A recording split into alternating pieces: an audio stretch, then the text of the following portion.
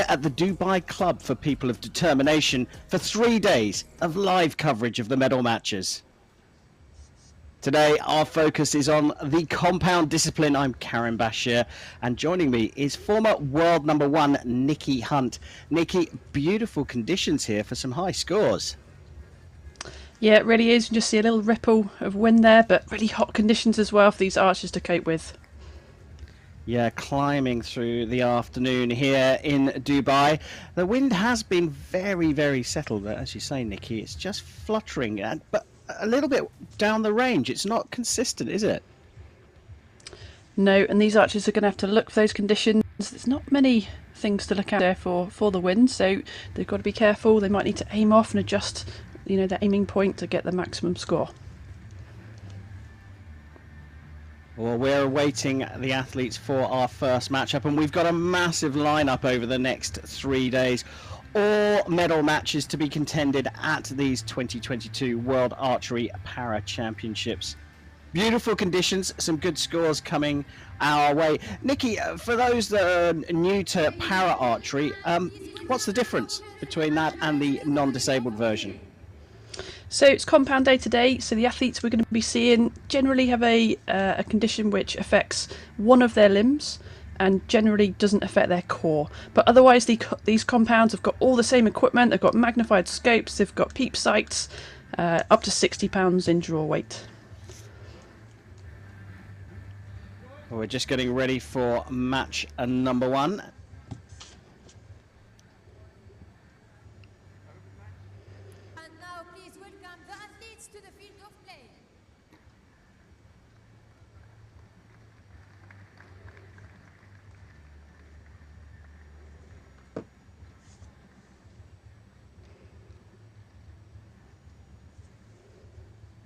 Well, the athletes coming out for the compound mixed bronze medal match. Mixed doubles is a pair of athletes coming out to compete. This bronze medal, the first of our medal matches here in a weekend packed full of para archery at these World Championships.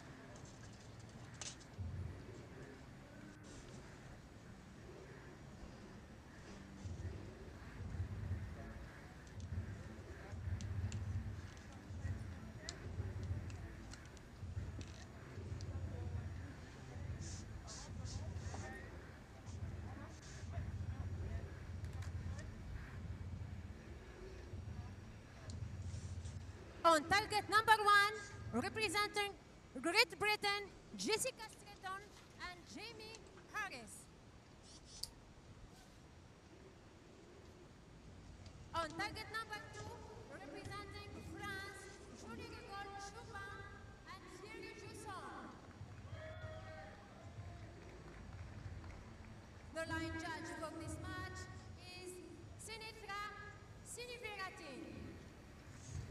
Well, the athletes are now announced out to the crowd here. It will be Great Britain versus France. Great Britain line up with the 21-year-old world number one Jessica Stratton and 23-year-old Jamie Harris. France have Julie Chopin, 38 years old, is the world number 6, and she's teamed up with Thierry Jusson.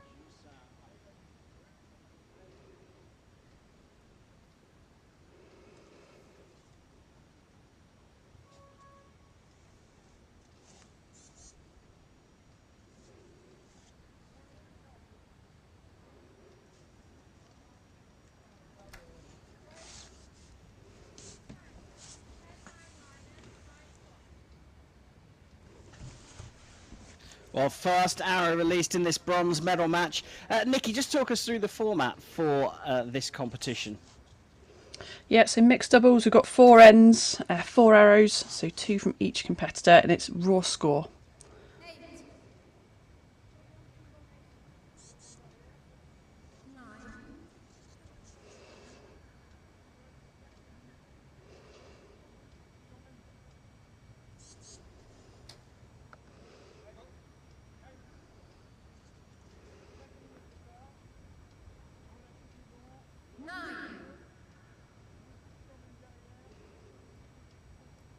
The athletes just getting used to the conditions. It's always different, isn't it, at the beginning of a medal match on this range?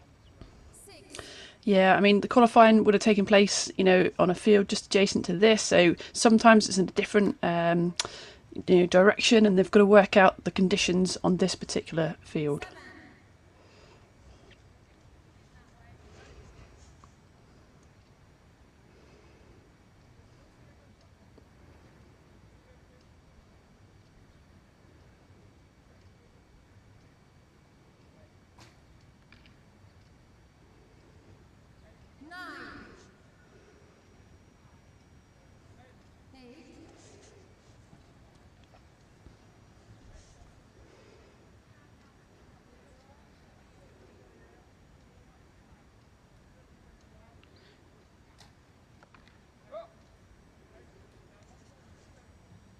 So working on a cumulative score here.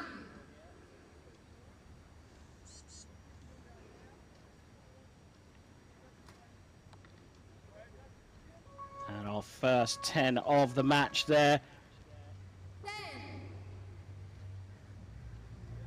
So my maths isn't great, Nikki, but I have that as 35-34, Great Britain leading by a single point in the accumulator. Yeah, it's going to be a tight match, isn't it? You can see all the archers there, getting a little bit buffeted with the wind, weren't they? Some great angles. You can see a little bit of movement of the bows. So they're just trying to hold as still as they can to get the best shot off.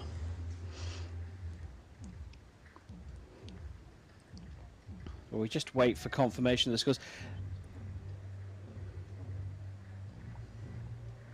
Now, like you say, Nikki, the scoring system is identical, isn't it, to the non-disabled version of the sport. They will go through a number of ends, as it's called in compound archery. That's right, yeah, 4 ends, raw score.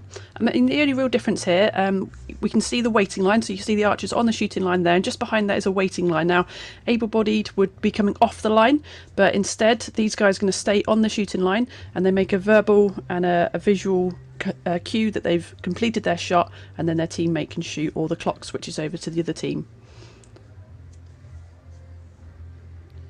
And each individual archer has their own release mechanism. I know that's the same across the whole of archery, but these are fairly unique. Yeah, I mean, you make this fit the archer. This is what I love about archery. We can get anyone shooting a bow and arrow. So Jamie's probably, visually the most different here. So Jamie's got a good shoulder joint, so he can pull the bow back with that shoulder joint. But he's got obviously an abnormality in the distal end of his arm. So I believe he's using the end part of his arm. I think he's got a small elbow joint, so he pulls the bow back and then uses that part of his elbow joint then to set the release aid off.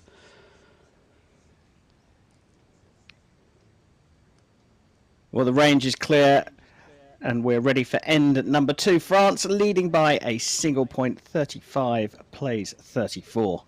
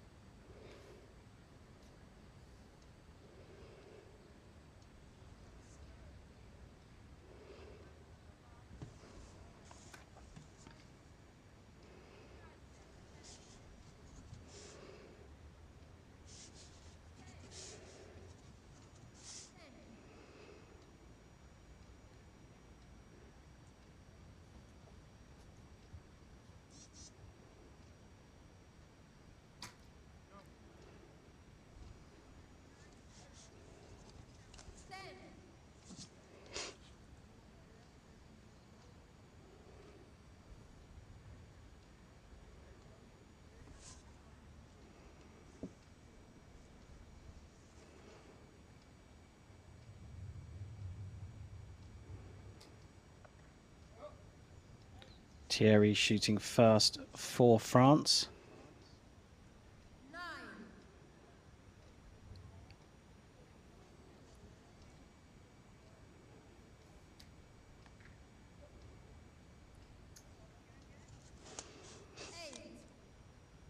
Took a little time to call that one, right on the line. Called, marked down for the 8. That could get looked at afterwards.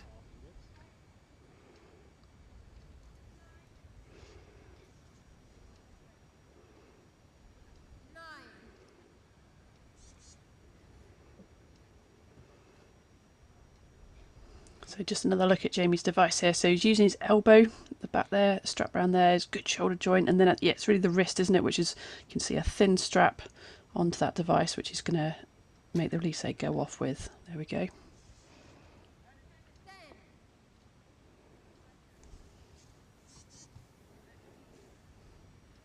So provisional 38 there. Scores getting better from the first end for Great Britain.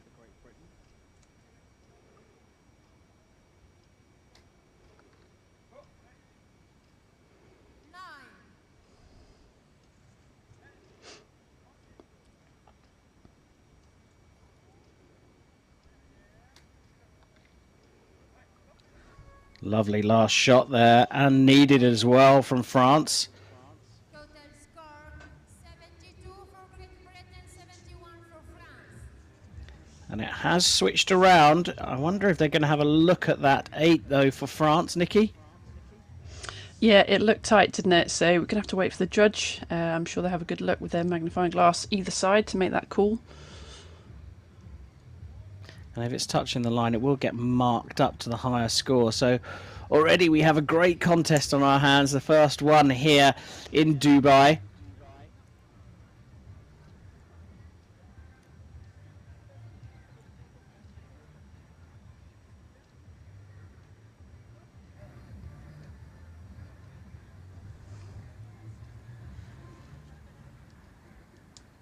Well, the score's just being confirmed now. We wait for that as France high-fiving with the coach, playing with high spirits here. Between Great Britain and France.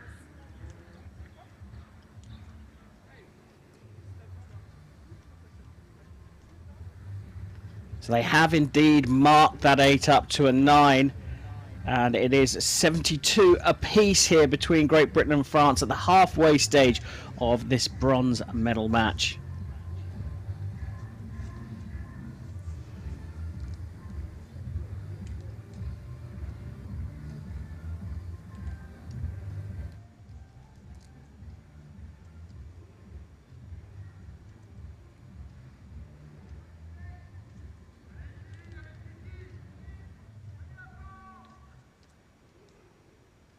So Great Britain will shoot again to start end number 3, all square, as France go up against Great Britain in a bid for the first medal of the 2022 World Archery Para Championships here in Dubai.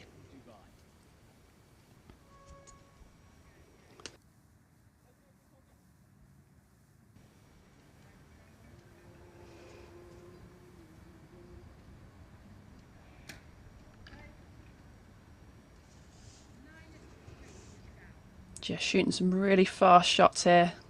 Not long into anchor and setting them off straight away. I think that's probably a good tactic in windy conditions.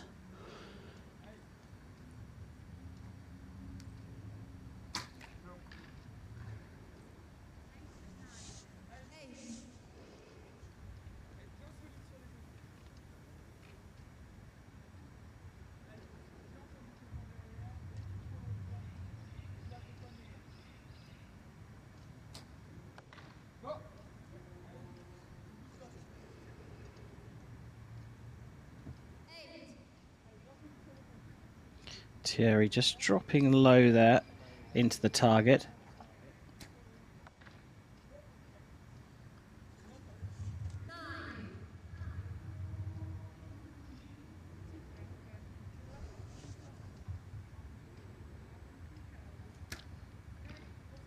Another quick shot from the 2016 Rio Paralympic individual gold medalist.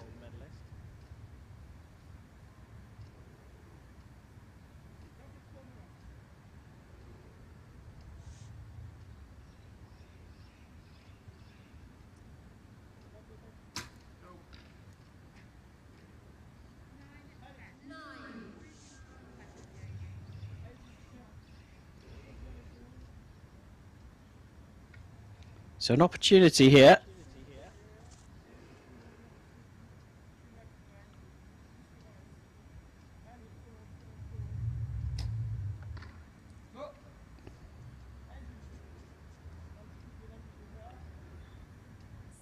So now pressure on Rigaud Chupin.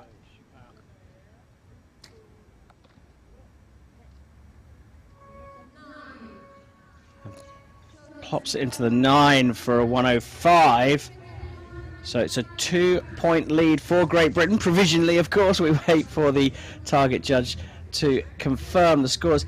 Nikki, I think an interesting part of the para-archery disciplines here is the communication between the teams. It's really important the athletes talk about the conditions, but how difficult is that with one standing athlete and one athlete in a wheelchair? Yeah, you know, they're fairly close to each other, so they can talk with each other and communicate that. I guess it's easier if you've got a right and left-handed archer facing each other. If we had that on a team, then obviously that would be the way to do it, so you could communicate more effectively. But you can see the coaches as well come in between ends when they're going down there and scoring, and that's important to, again, give feedback to the archers. They've got a scope back in the box, so they're coming in to give a bit of guidance. You know, it does look like there's some wind in there you can get caught in, definitely. So it's important to be really aware of those conditions and, like you say, communicate as much as possible.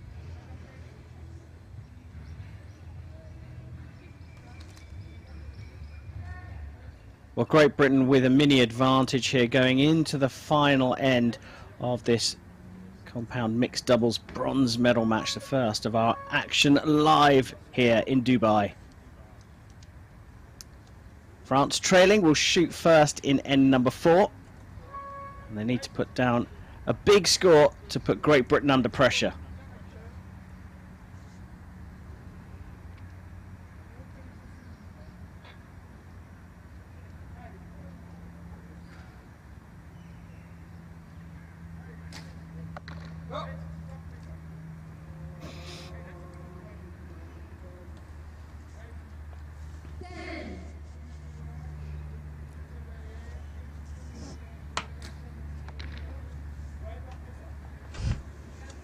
Just what the doctor ordered.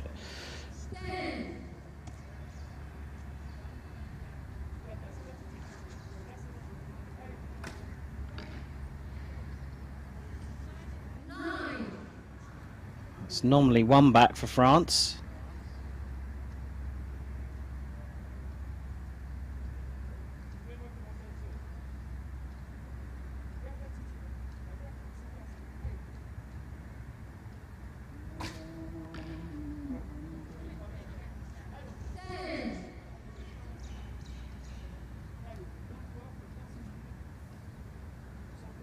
So just 2 arrows left here.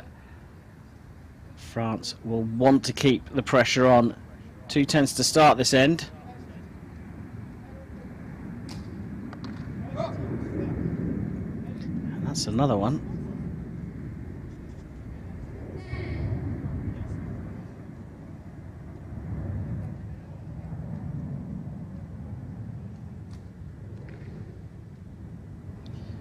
Just dropping down there. So finishing on a 1-4-3. So very gettable for Great Britain, but they need to stay focused. Jess Stretton with her last arrow. That will take the pressure off Jamie Harris here. A 9 to seal the medal.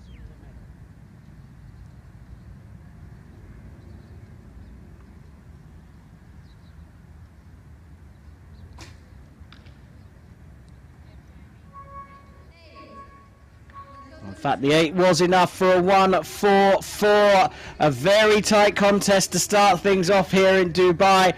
Great Britain taking the bronze medal 1-4-4, 1-4-3 over France. Well, Nikki, it goes by in the blink of an eye. It's so fast, isn't it? There was a little bit of pressure put on from France in the last end there, but Great Britain kind of did it in that third end.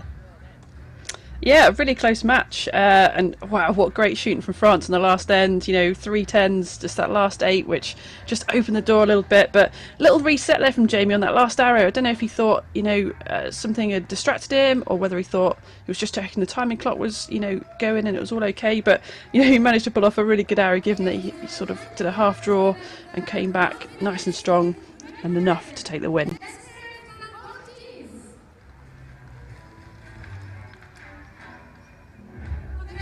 So Great Britain with bronze here in the compound mixed doubles. Jessica Stretton and Jamie Harris will be on the podium a little bit later on. Much more to come though here in Dubai.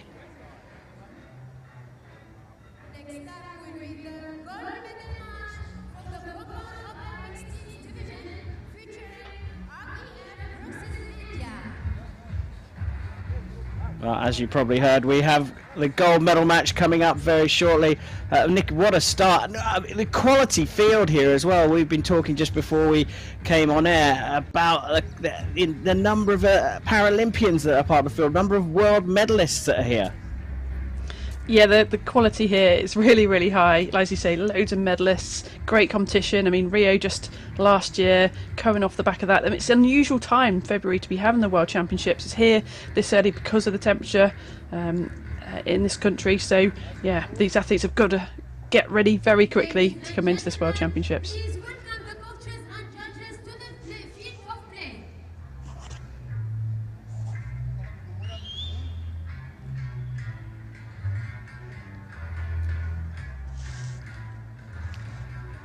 Well, the judges and coaches coming out for our next match.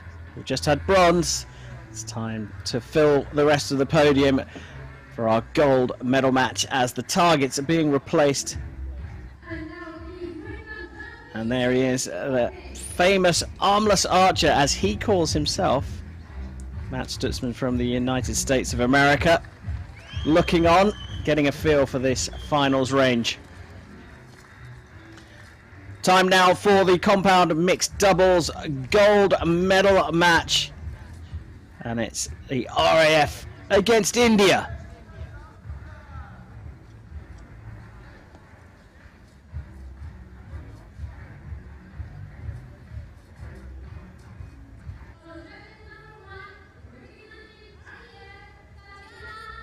Tatiana Anderskaya and on target number 2, representing India, Jyoti and Chiam Sundar Sawant. Big match up for the gold medal here. RAF line up with Tatiana Anderskaya, the world number 11, and she's teamed up with Bear Shigaev, the world number 2. They both competed in Tokyo, but it was a bronze for Shigaev. They go up against India, who line up with a very simply named Jyoti, also a Paralympic athlete from Tokyo, the world number 24, and she's teamed up with Shyam Swami, world number 18, another Tokyo 2020 Paralympian. RAF versus India for the compound mixed doubles gold medal here in Dubai.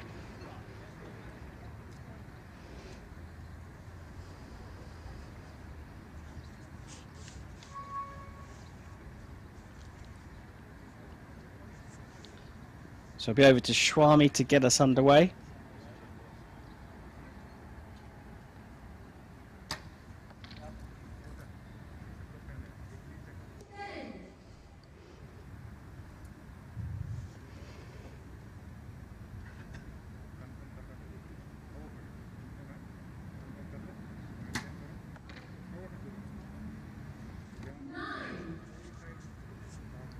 Solid start.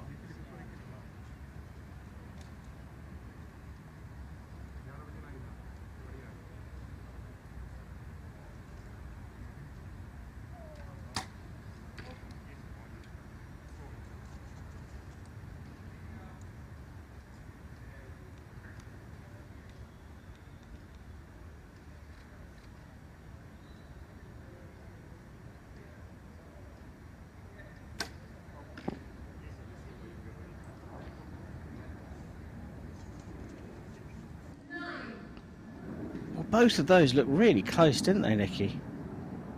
Yeah, they did. We'll have to perhaps wait for a judge just to clarify those, but yeah, possibly one in, one out.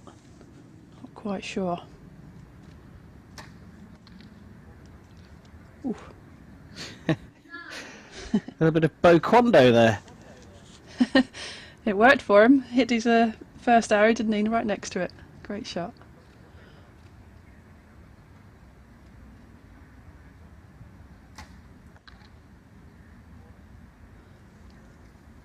So both of Jyoti's arrows just drifting off to the left, high left, around about 10 o'clock, making a little adjustment.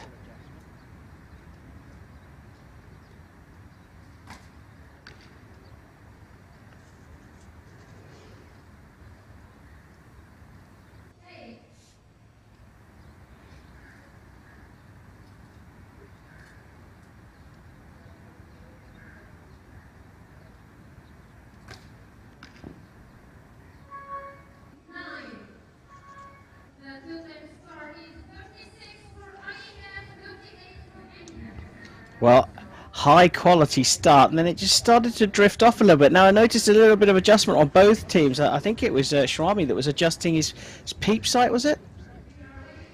Yeah, little twist. So in the string there is what we call a peep sight. It's a little bit of plastic generally with a hole, and that's like if you imagine shooting a gun, you have a front sight and a back sight. So same in compound, the back sight is that peep sight on the string. Sometimes that twists a little bit. If it twists, you can't see as well. So just make an adjustment to see that it's straight, so we can see his scope really well. And just to add to the tension, we are going to have a measure here of at least one arrow in the target. We've got the scores provisionally at India on 38, leading by 2. But that could change. Impressive start though, Nikki, from both teams. Yeah, really good, given that, you know, it looks like they're getting buffeted by the wind a little bit. It looks like there's a little bit of wind shooting around this venue, so it's quite hard when you've got like this corridor down the right side. The wind can do strange things. It's very different from being on an open field where you can see and feel it coming. So, yeah, they've got to see what's happening and make the adjustments they need to.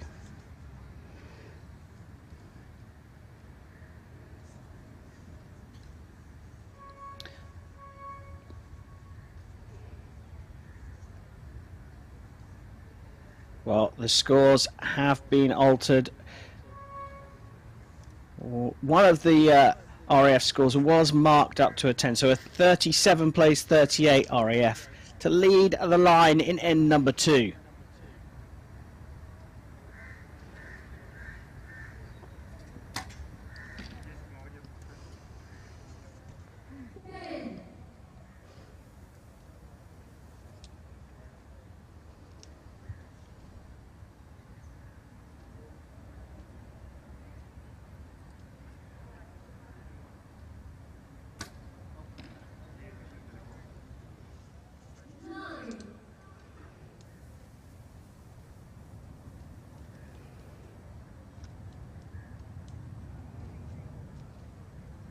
Shyam Swami, 25 years old. Competed at the Paralympic Games last year. Bizarrely named the Tokyo 2020 Paralympic Games, even though they took place in 2021.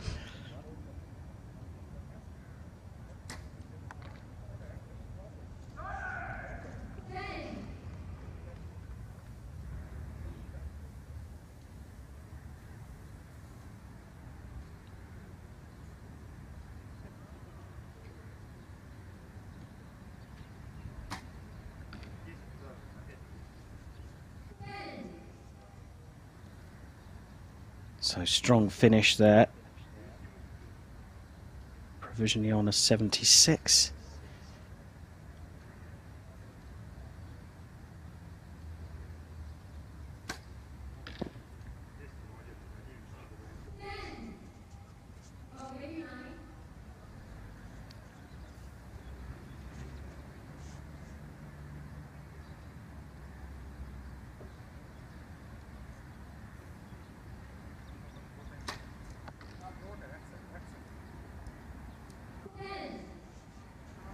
This is solid.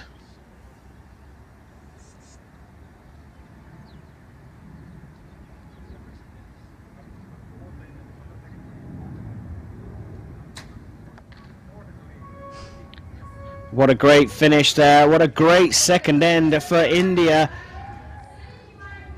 Provisionally on for 40. 3 10s and an X.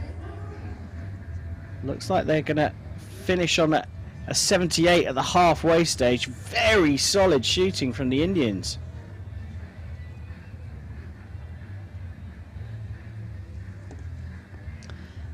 Yeah, we've got to remember this is over 50 metres. They're making it look quite easy, aren't they? But 80 centimetre face at 50 metres. So, yeah, really, really great shooting for both teams. Well, as we wait for the scores to be confirmed, RAF had one arrow marked up in the first end. They are having the fourth arrow measured. That could get marked down, I think, this time for a 75. A big lead. The two athletes for RAF are in chairs versus the two standing athletes from India. What is the biggest difference between shooting from a standing and a sitting position? It's really the way your core works. So I've noticed the archers from the RAF are sat in the chair, but they've also got straps around their torsos, if you notice. So usually in this division, it's an archer that has an issue with either one limb, upper or lower, and the core is usually okay. But I think for these archers, they're probably, I'm only guessing, they're probably mid-spinal injuries, so they have got some support around their middle as well. So that's given them some core support that they need to be on a level playing field.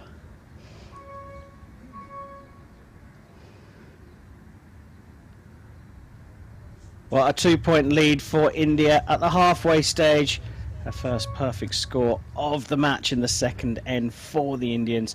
It will be RAF to get the third end underway. It's over to Tatiana Anderskaya.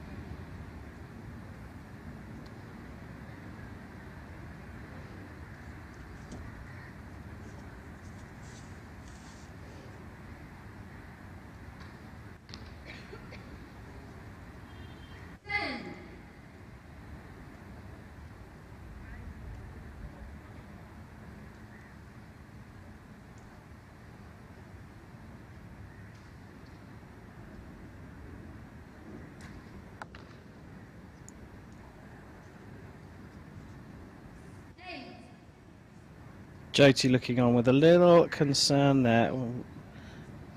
Listening to the expert opinion of former world number one Nikki Hunt, Nikki has mentioned that the wind conditions are changeable. It's not a fast or a heavy wind, but it does look like it's different at the shooting end all the way down the range to the target. Yeah, I mean, to me, the archers look like they're getting a little bit buffeted. Jyoti shooting that wrist release, a little bit different from the other archers here. You can see a handheld release. And just that, she wasn't far off the 9. She looked disgusted with it, didn't she? But, an 8 in these conditions, I think, is pretty good. Well, that was called a 9. I think that will go for a measure. Provisional 113 for RAF.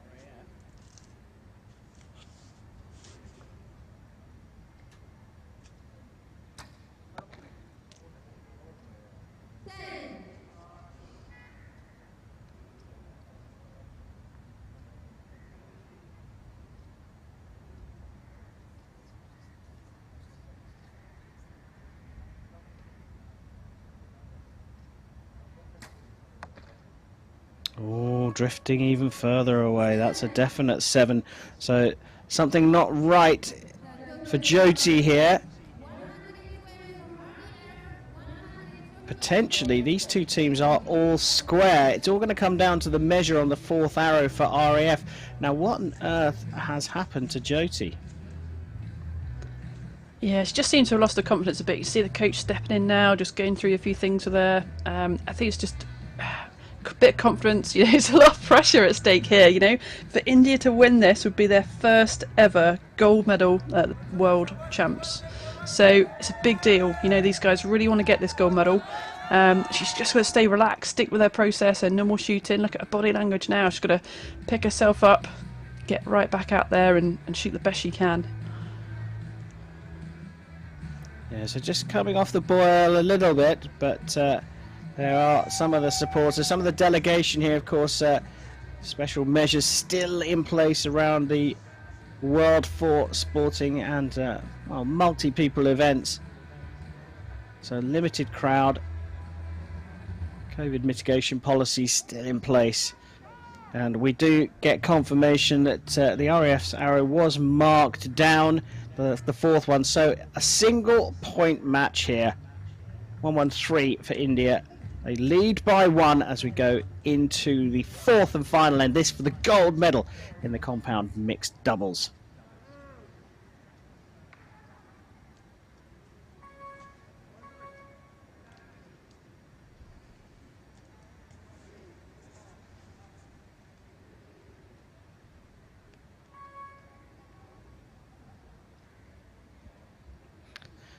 Can Jyoti and Shrami pull themselves together? Shrami has been shooting consistently throughout.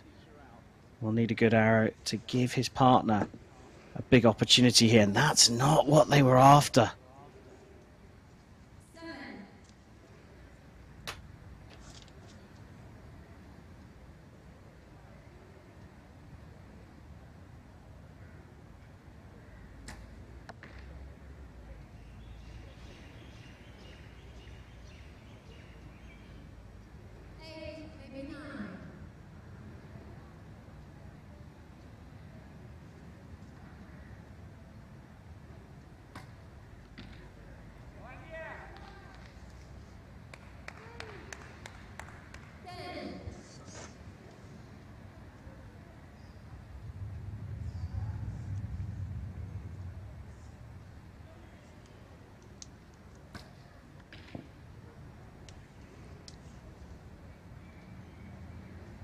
Well, look at how this one has turned around.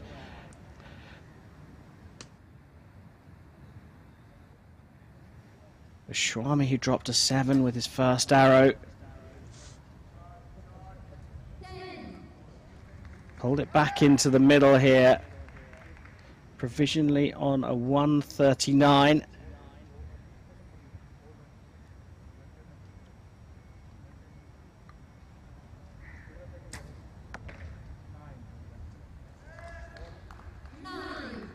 Finishing on a 148, that could get marked up.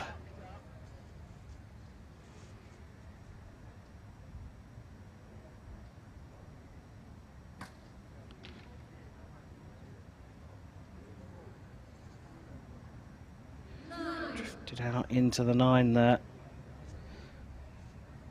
So a 9 to be sure of at least a tiebreaker. Pops it into the 10, and that is a win, whatever happens to the arrow from India. RAF looks set to take gold. We do wait for the confirmation from the scoring judge, but what a turnaround, Nikki. What a turnaround. Yeah, I mean, India just really slipped in then the last two ends. They just couldn't keep those arrows together. RAF remained strong all the way through. And is it enough to take that gold? Well, we wait to find out. I think it will be, though, because even if the second arrow from India gets marked up to a 9, that puts them on 149, and I think all the arrows from RAF were pretty clear. A 10 to finish things off, and a 150 on the scoreline.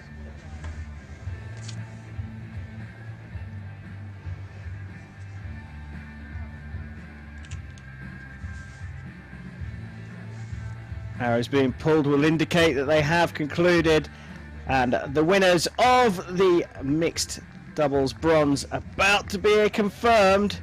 I think these fist bumps or handshakes will confirm it.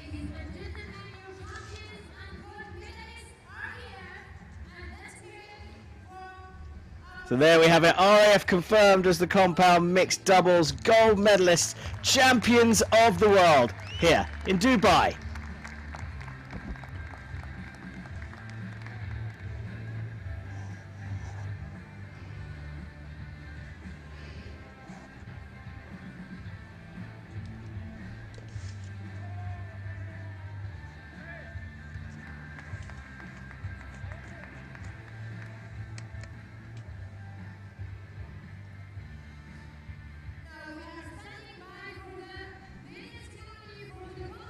Well, an interesting match there, but in the end, India just dropped a couple of points in the final end, and RAF were able to remain solid to take gold. Nikki, it was just a dip in performance from India.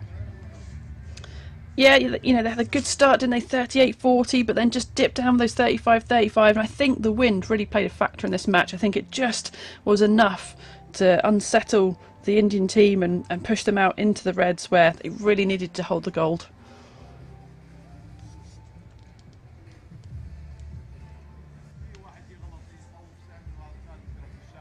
Celebrations for Anderskaya and Shigaev. Gold medal for the RAF in the mixed doubles here on a day where we're focusing on the compound discipline.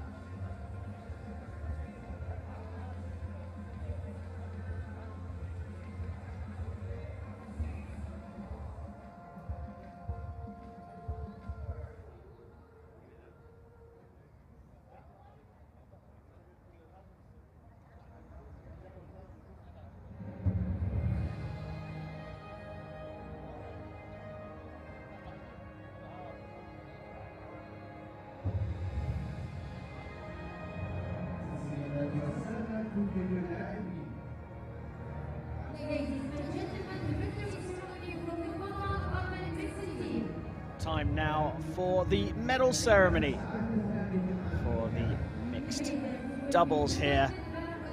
Compound discipline, we've seen both the bronze and the gold medal match, and it's time now to award the bling.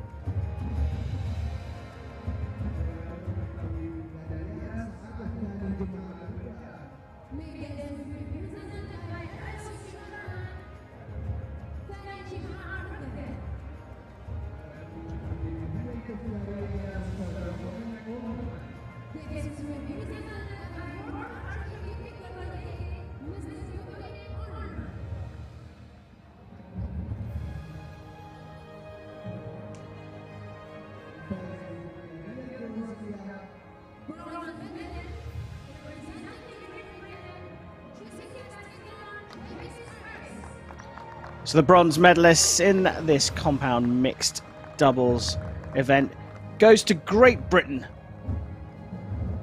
Jessica Stretton, who teamed up with Jamie Harris, receiving their medals.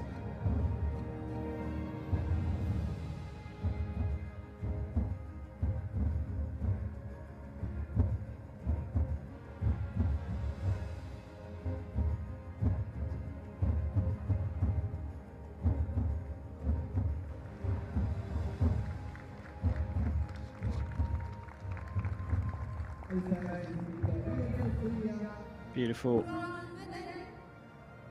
display cabinet trophies there. Scene of the skyline here in Dubai. The silver medal goes to India. Tokyo Paralympians Jyoti and Swami get to stand on the podium at the World Championships. Bags of experience being built as they prepare for the Paralympic Games coming up in Paris in 2024.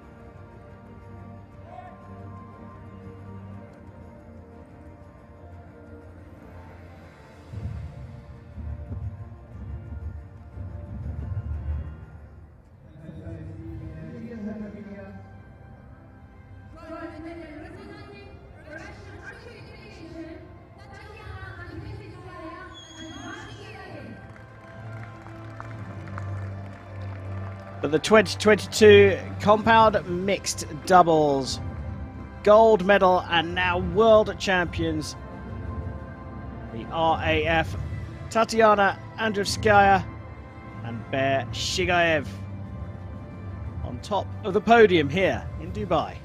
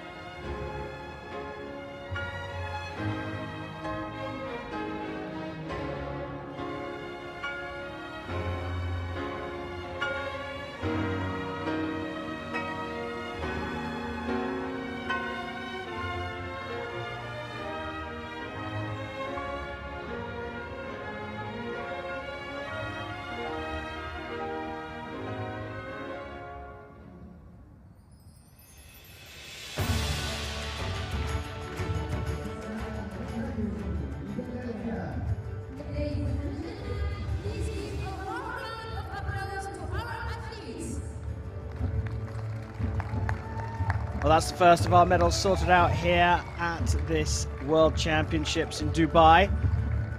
World Archery Para Championships. These RAF on top of the podium for the mixed doubles compound discipline from India and Great Britain. There's much, much more to come. Our next discipline to be decided here in the UAE is the women's double bronze, silver and gold medals. Don't go far, they're coming up very soon.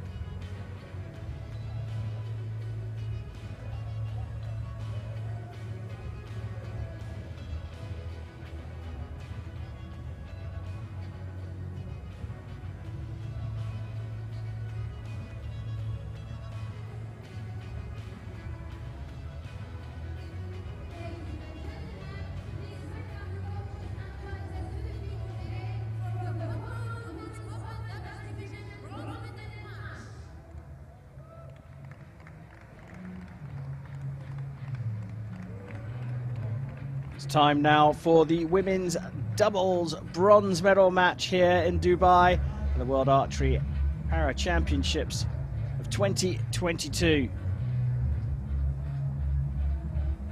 Let's start with the contest for the bronze before moving on to the matchup between Turkey and RAF for the gold medal. Bronze medal will see Iran take on Great Britain.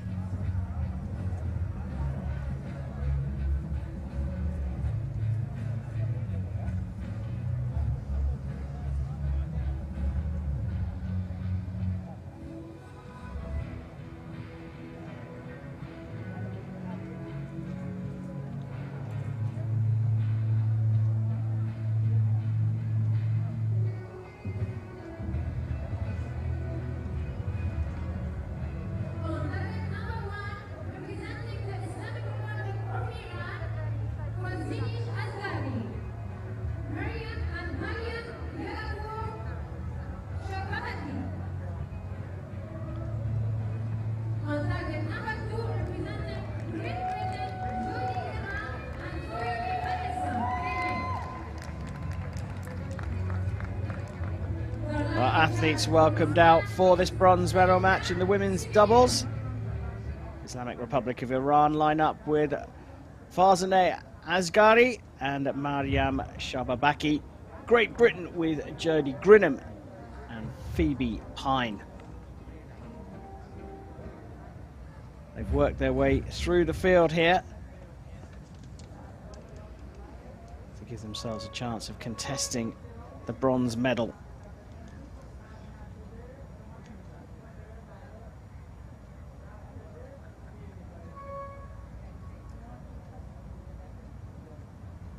Great Britain there on target number 2. We'll get things underway.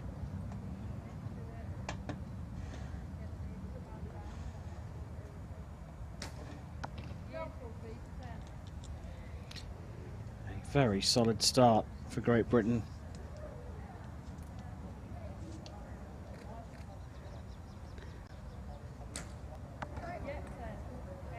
A very solid start indeed, both Grinham and Pine in the middle of the target.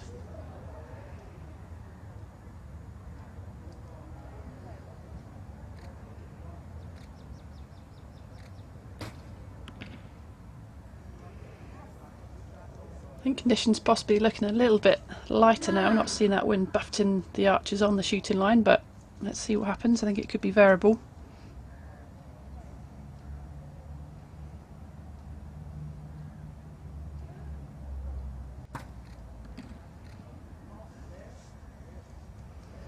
Just some slight adjustments being made. So these archers might have come off a different field. They've got to come onto this venue. Okay, so the judge is just reminding that archer that they're alternating between teams. So in the matches before this, they'd shoot without alternating.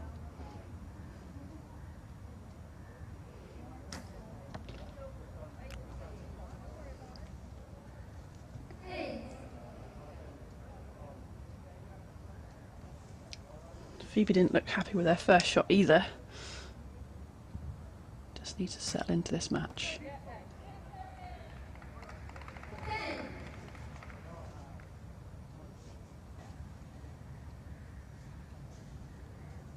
So a 38, the target set for Iran by Great Britain. That has already become an impossibility. Though I want to finish solid here. The cumulative score in compound archery.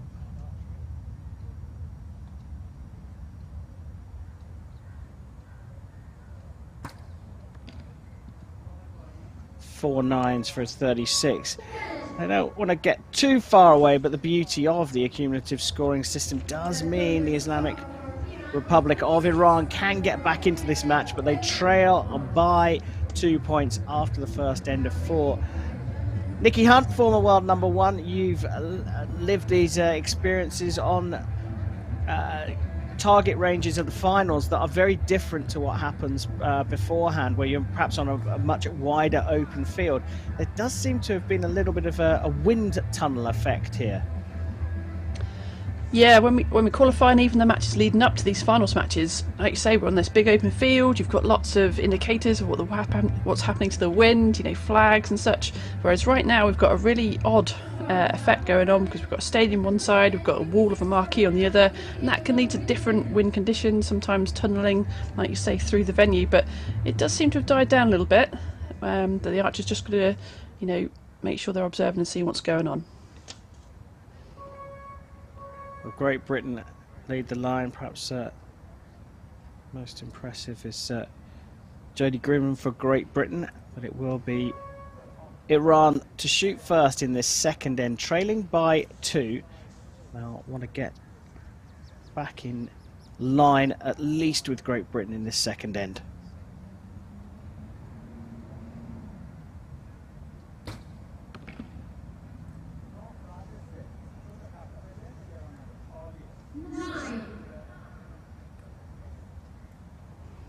Again, more little adjustments.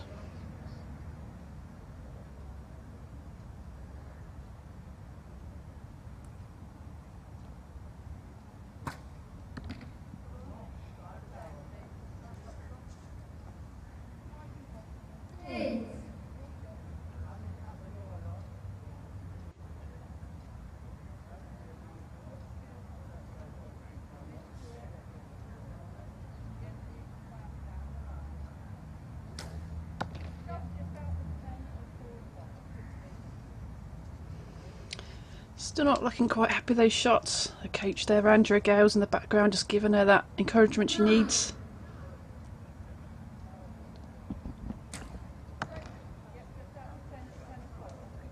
Just outside for Jodie on that occasion.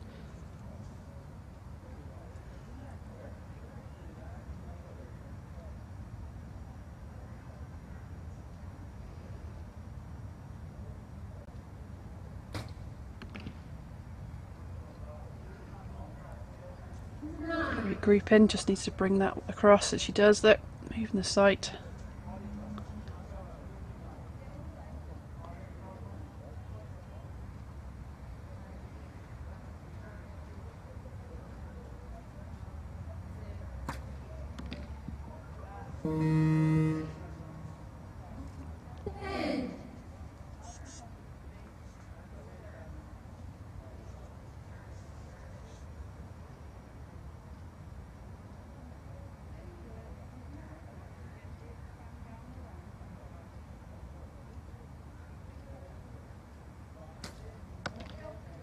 Pine using a lot of her time there.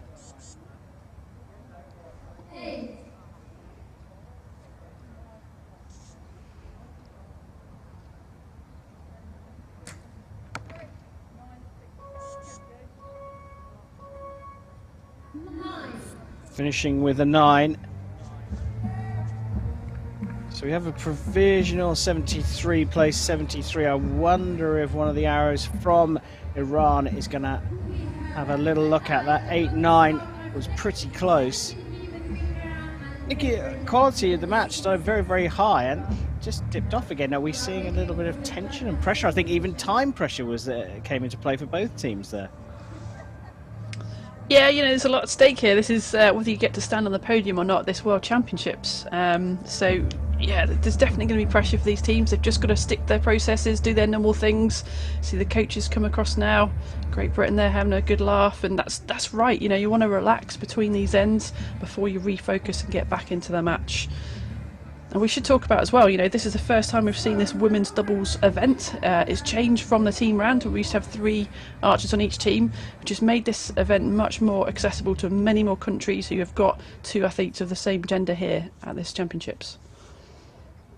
Yeah, we'll come back to that in a minute because that is an important change in para archery. We have a great contest here though. At the halfway stage, Iran tied up with Great Britain on 73 apiece. Iran getting their second arrow marked up in the second end. So we go back to the Grinham Pine duo for Great Britain. It's a 2-end match.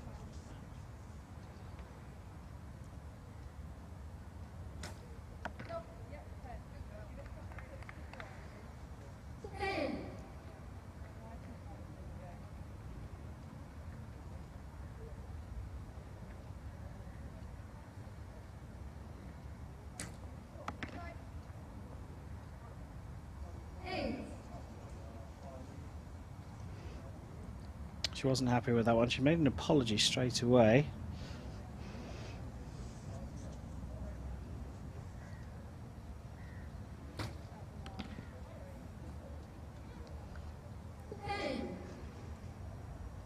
Yeah, I wonder if there's a bit of a left to right crosswind going on. Great Britain suffering a bit of that, but Iran straight in the 10 there, no problems.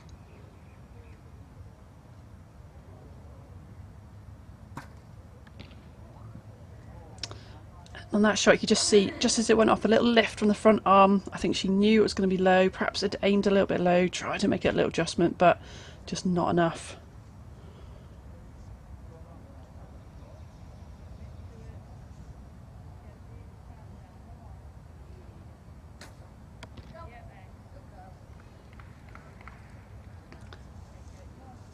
Into the 10, but still not quite comfortable.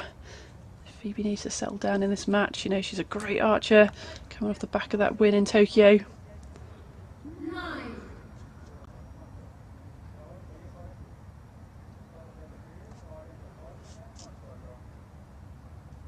So 110 set by Great Britain.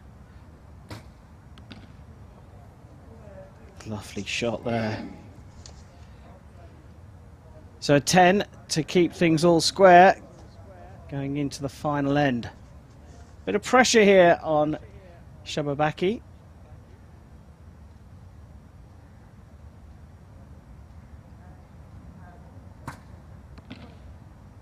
Just drifting up into the 9, perhaps a correction there, an overcorrection for the last arrow she shot. But there is only 1 point in this now. 109 plays 110, subject to confirmation from the target score. target judge. But Nikki, it's interesting, isn't it? There's just little minor changes all the time, and in particularly on the Great Britain side, they're shooting 10s and they're still making those tiny adjustments. Yeah, it's funny, isn't it? Where the arrow goes isn't always necessarily, you know, as an archer you kind of know, you get a feeling for what you were aiming at, how that shot felt, and even if it gets a 10 you might think, well, I actually was aiming off a bit on one side, so you make that adjustment. So it's very much about the feeling of these shots as well. Well, we get a view of the digital windsock in the middle of the scoreboard, in the middle of the range. And it is changeable. I think that's the best way of describing it. It's blowing in one direction, as you said, Nikki, right to left, but sometimes it's up over 1 meter per second. Other times it's right down to 0. Yeah, and that's a real big deal, you know, because if you've got a nice little constant wind, you can just make that slight adjustment and get on with it. If it is variable, you've got to actually aim off sometimes and sometimes aim in the middle, so being really alert to those conditions. Well, there definitely will be need to be alert to the conditions here. This for the women's doubles bronze medal here in Dubai at the 2022 World Archery Para Championships. Islamic Republic of Iran trailing Great Britain by a single point. 4 arrows bronze medal.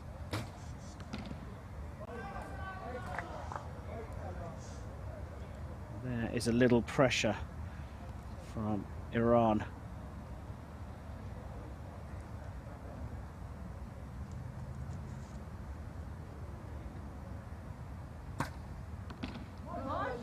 There's a lot of pressure from Iran.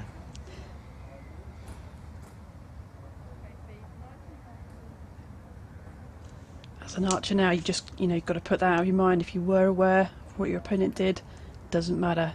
Stay in your own brain, your own process.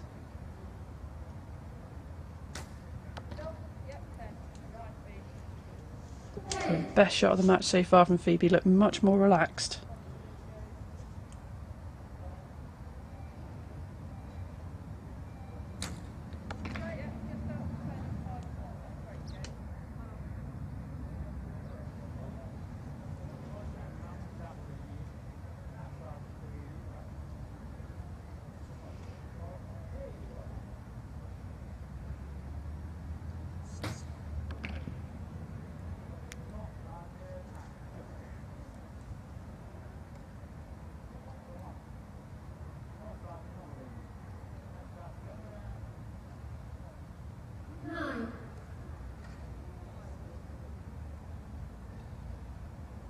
Quite a long hold. Got to make that shot in time.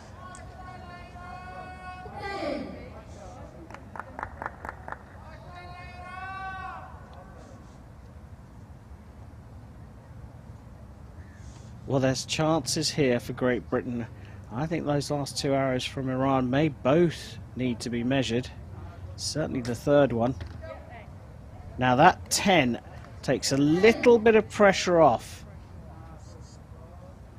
I think a 9 might be enough here. It might be, but a 10 will put it out of reach. Now, where's that? That's right on the line. I think that is a 9 for a 148. Now, we have to wait here. We can't call this one just yet because the last 2 arrows from Iran, well, the third one could be 8 or 9. The fourth one could be 9 or 10. Nikki, any thoughts? You going to sit on the fence today? I think I am going to sit on the fence. I think I think they're going to be 148 each, and I think we're going to go to a shoot-off, but I just can't call it. I think this could be 147 for Iran, as our scoreboard says.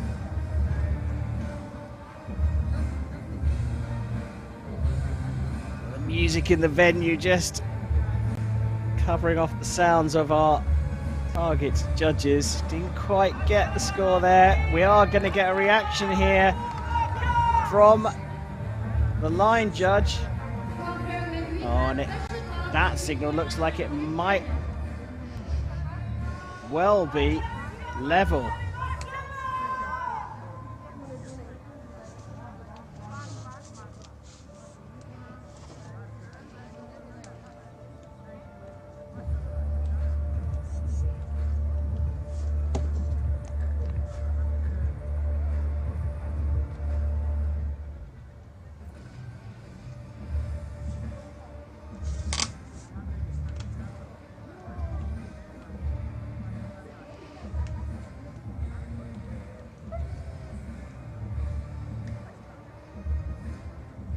Well, looks like the target faces have been cleaned, and we have got a tied score. You were bang on, Nikki. 148 plays 148. So we're putting new target faces up. It's a shoot-off. You love a shoot-off, Nikki Hunt. Oh yes, best bit of the match. So we've got 1 out each. Each of these archers, we're going to alternate teams as well, and then it's going to go down to the score first of all. And if they tie on score, then it'll be closest arrow to the centre. So this for the bronze medal in the women's doubles here in Dubai. Got to pick your best arrows. Well, they've come through the regulation 4 ends.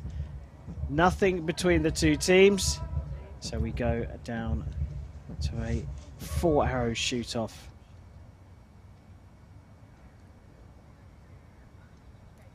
Deep breath there from the Iranians. Great Britain trying to stay relaxed. Phoebe Pine first up.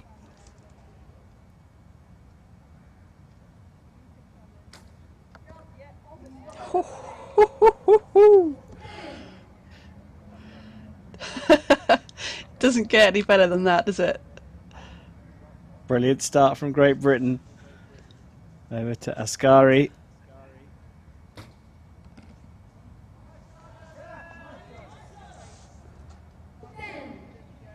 Well, it's still a 10, but if we do come down to that measure, Great Britain have a mini advantage at the moment. 9. So 10 will do it here for the Islamic Republic of Iran. Shababaki with this medal in her hands.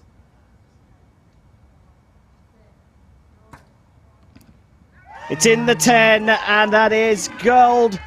Well, sorry, that's bronze there for Iran. Great Britain look on. It was so close. It was a great first arrow from Great Britain and Phoebe Pine, but the 9 from Jodie Grinham opened the door. But it's not just about when the opportunity presents itself in sport, it's when it is taken. And Maryam Shababaki has taken it for Iran in the shoot-off. Wasn't that? Archery and Maryam Shababaki of Iran taking bronze in the women's doubles here at the 2022 World Archery Para Championships here in Dubai. Congratulations for your victory. Interesting matchup, that one, Nikki. Great Britain looked like they had it in their hands, but it wasn't a bad last end from them either, but Iran did enough to force the shoot-off. Yeah, I mean, Great Britain led for 2 of those 4 ends, and you know they looked strong throughout. But like you say, just dropped that 1 point more than Iran on the last to take it to that tie break. And fantastic shooting from Iran, 2 10s under that kind of pressure to get your feet on that podium. Brilliant performance by Archery and Shababaki. They will return here to the range to take their place on the podium in the bronze medal slot.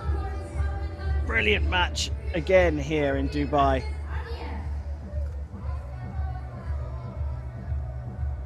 Great Britain making their way off the field of play. They had a chance at it, but were forced into a shoot-off. And Iran have taken the bronze.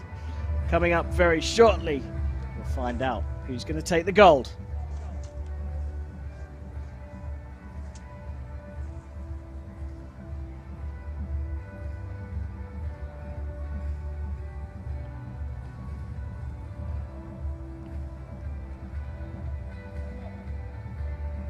Ladies and gentlemen, please welcome the coaches and judges to the field of play.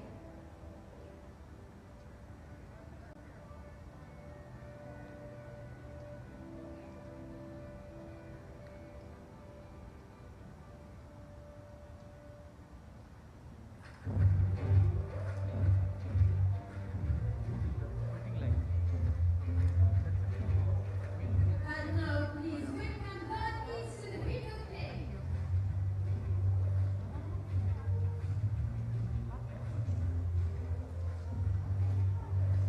Time for the women's doubles gold medal match here at the 2022 World Archery Para Championships, and it's a matchup between two superpowers of the sport, Turkey and RAF.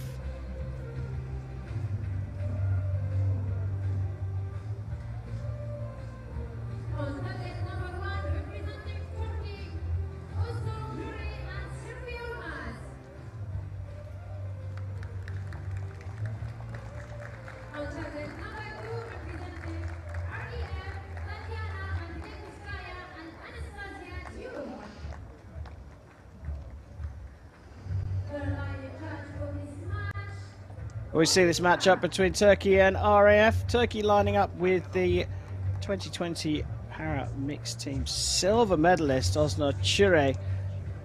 She's teamed up with the world number 7, Seve Yilmaz, also a competitor at the Tokyo Paralympics. They go up against RAF, who line up with Tatiana Anderskaya and Anastasia Joeva.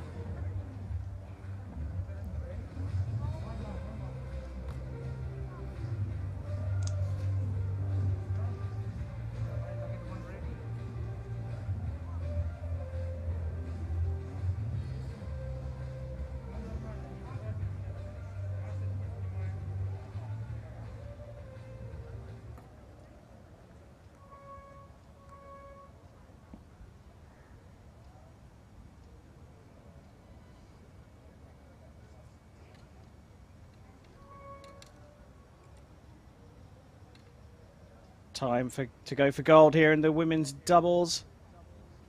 Compound RAF versus Turkey.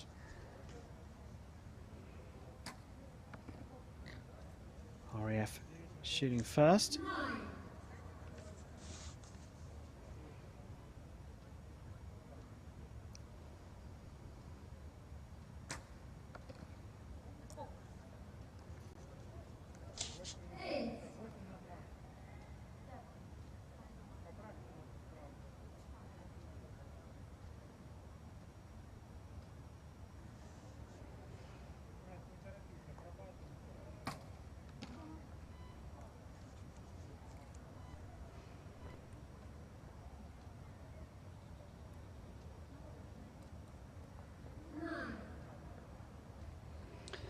So we've got quite a lot of different release aids in this match.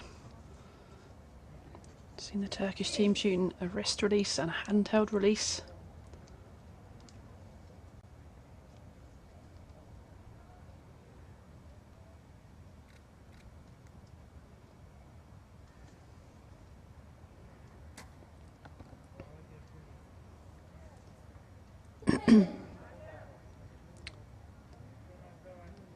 Now this archer using a harness, attach your bow to the harness and then using a device with a mouth to set that release aid off.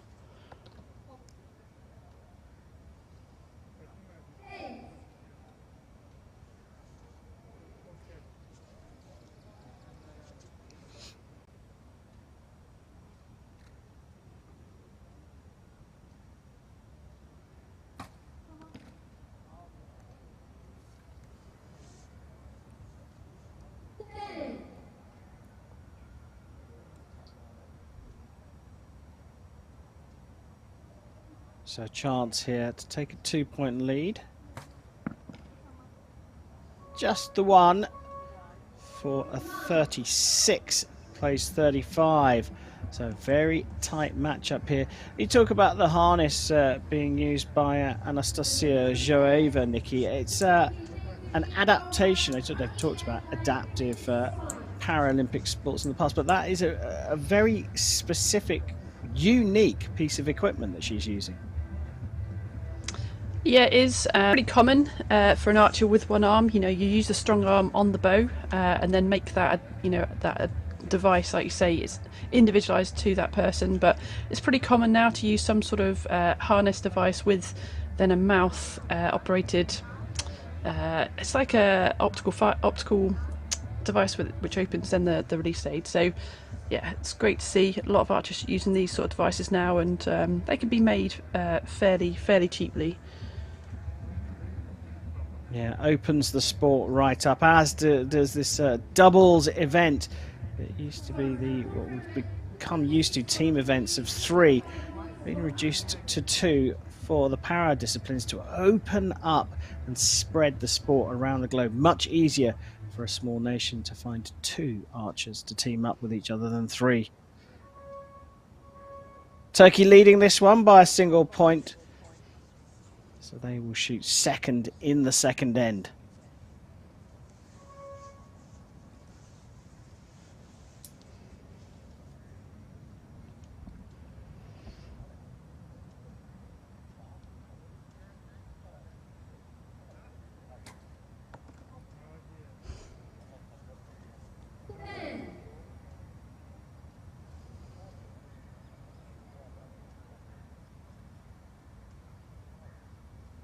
Get a good look at the device there. Another 8, and that's what she shot with in the first end with her first arrow. So an 18 allows Turkey to build on their lead.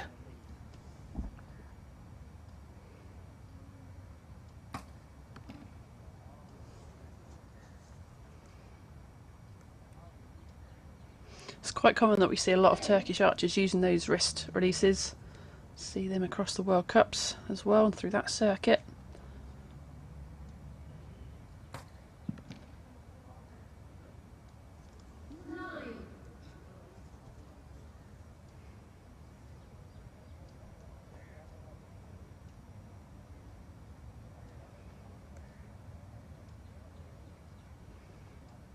Everything about these bows the same as able-bodied competitors. Magnified scopes, a bubble in that as well, so you get like a spirit level to make sure your bow's held upright, and then that back sight as well, the peep sight in the string.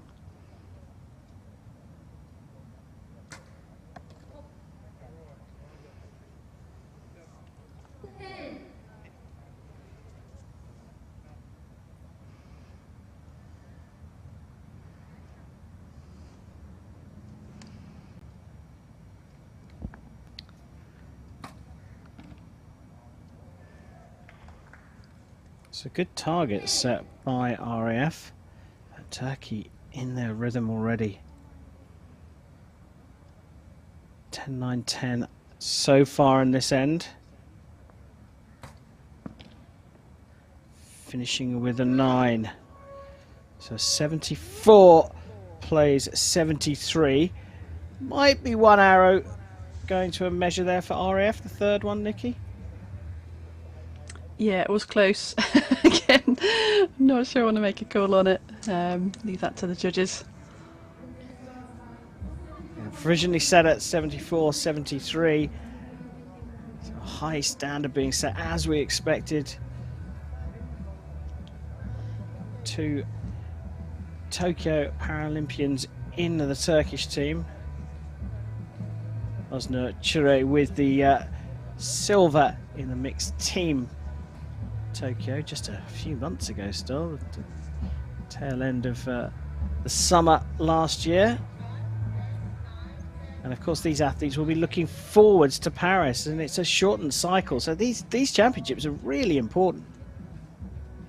Yeah, I mean, even a 4-year cycle is hard, but a 3-year cycle is crazy. So it's going to be, yeah, a race to qualify in 2023, the next World Championships mostly, and then straight into Paris.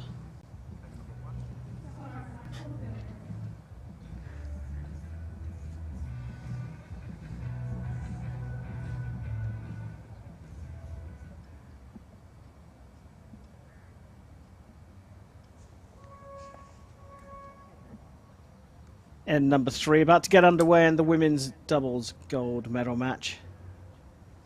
RAF trailing will shoot first. Fighting to get their way back in here. They've got to put down big scores to try and put Turkey under pressure.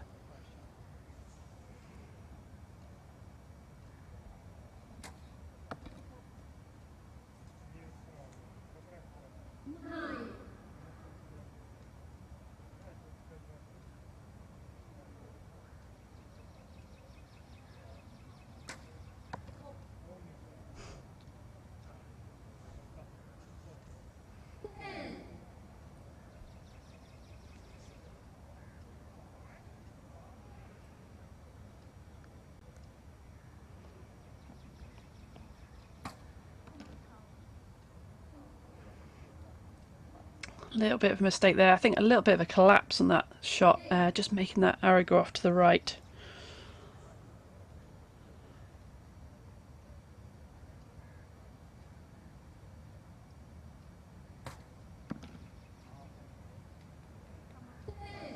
So that one to me looked more balanced, better follow through, straight in the middle.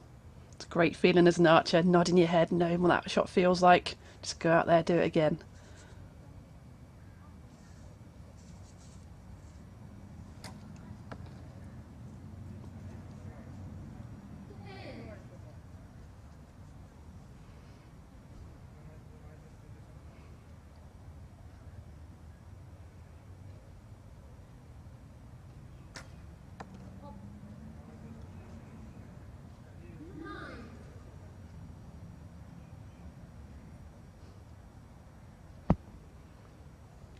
Well, has the momentum shifted? Certainly the pressure is on Turkey here.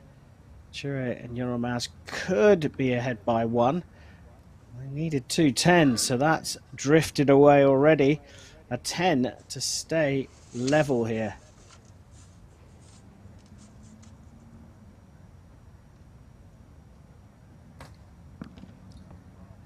Delivered. So we're all square again. Each one of these matches here in Dubai so far have been absolutely thrilling. This one, no different, being taken into a 4th end with both teams all square on 111 points. Nikki, does look like the level of the Turkish team has stayed high, but their opponents just started to raise their game. If that continues, you'd fancy RAF for this. Yeah, I mean, it could go either way, couldn't it? You know, both teams shooting really well. We've got to remember, this is 50 metres they're shooting over. That target is only 80 centimetres. If it was a full face, it's only scored out to the 5 ring there. So, you know, it's quite a task to be hitting this target, this distance, so consistently into the 10. It's what I love about you, Nikki Hunt. You're always putting your neck on the line and calling out who's going to win every single match. No holding back at all. 111 apiece here between Turkey and the RAF. It is a thriller. Who is going to take gold in the compound women's double? We are about to find out. 4 more arrows in the 4th regulation end. And it will be RAF to get us underway.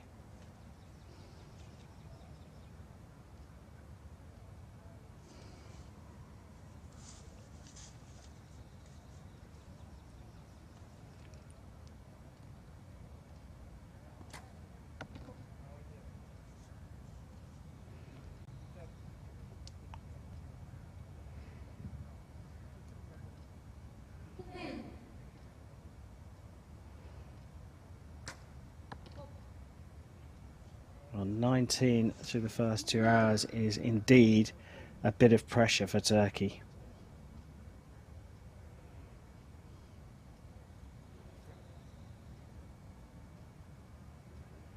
To that hyperextended front elbow. See that a lot in a lot of archers.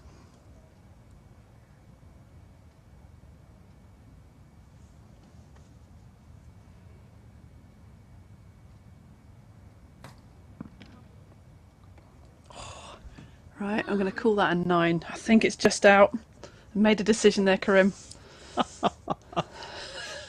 Bravery to the last from Nikki Hunt, former world #1 for Great Britain.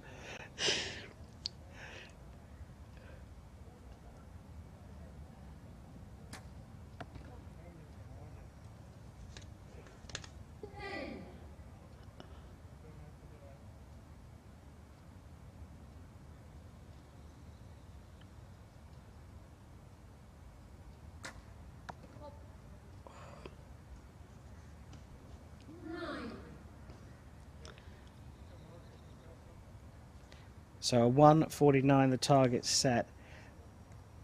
Currently Turkey on 130, so they can do this with 2 10s. It's drifted out. So 139. The second arrow is potentially going to go for a measure. 10 to definitely stay in the game.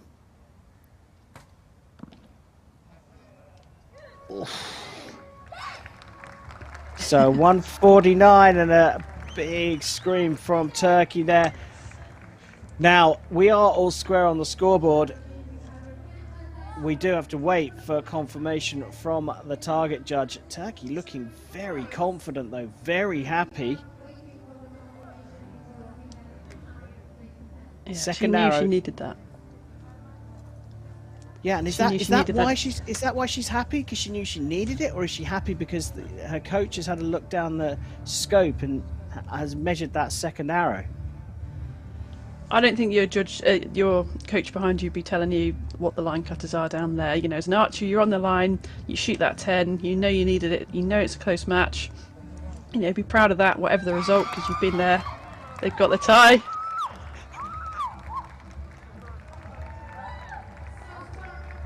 Still in this.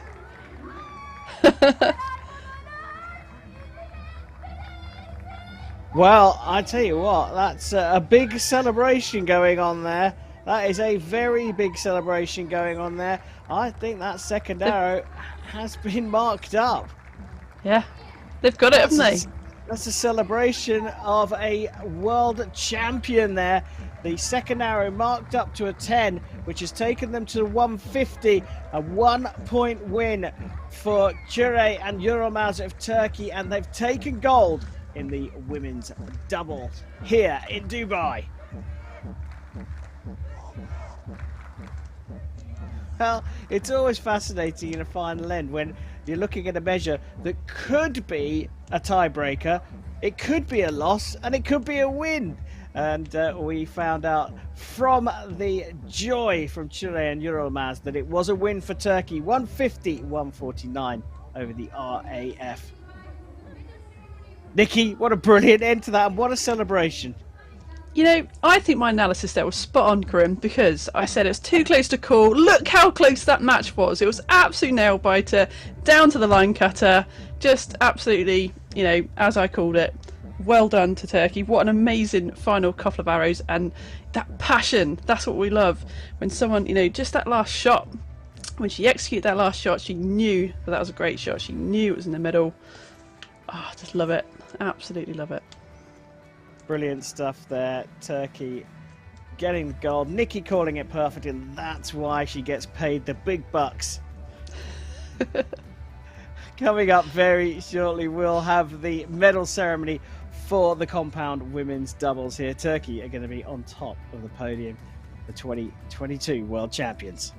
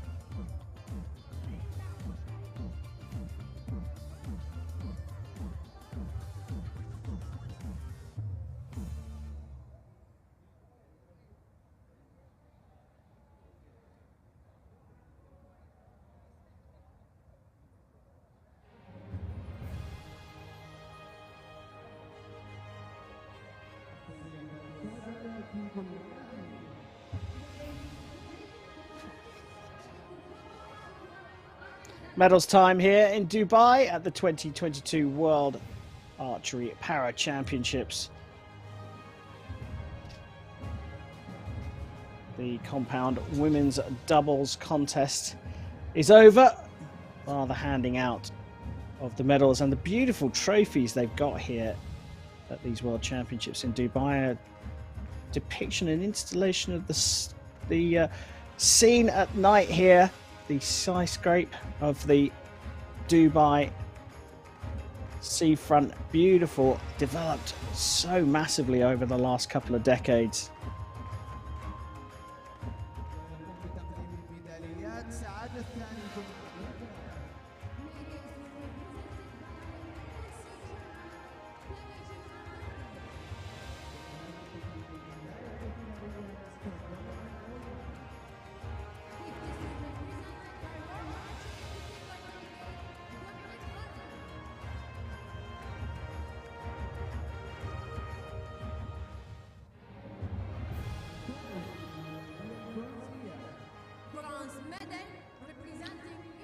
So the compound women's doubles bronze medal goes to the Islamic Republic of Iran. Farzaneh Asghari and Maryam Shababaki.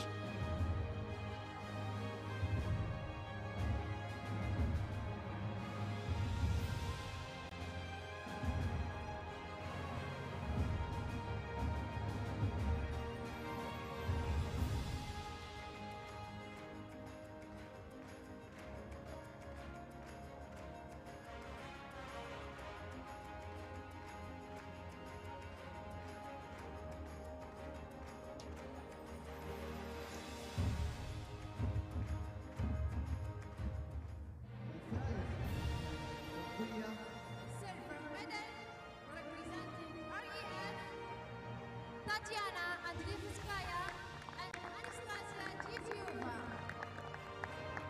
Fine performance in the gold medal match, but it was a step too far for the RAF, and Tatiana Anderskaya and Anastasia Joeva have to settle for the silver medal here at the World Championships.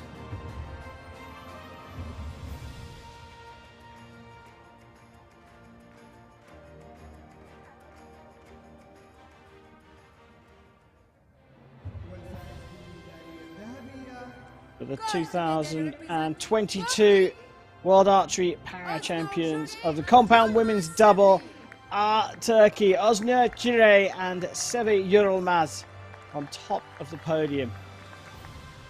They'll get their medals and trophies. We'll get to hear their national anthem too.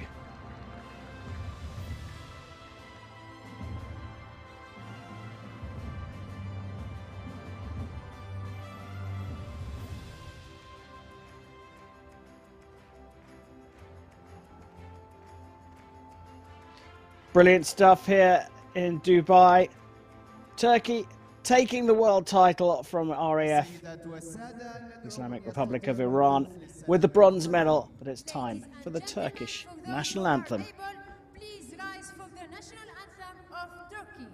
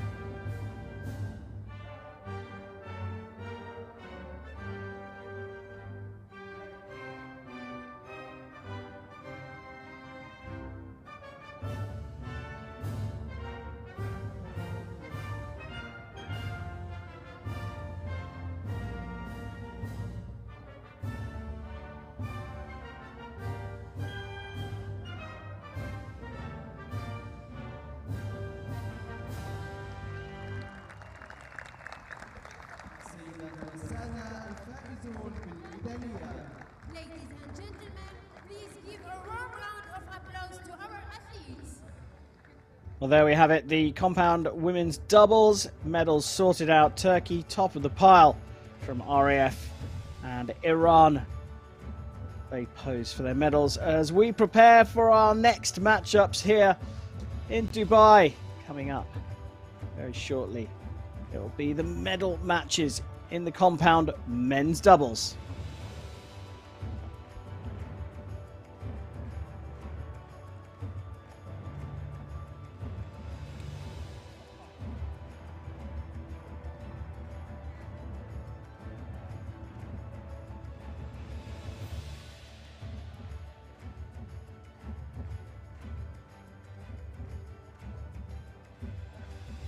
Next up will be the compound men's open doubles division bronze medal match after a short break.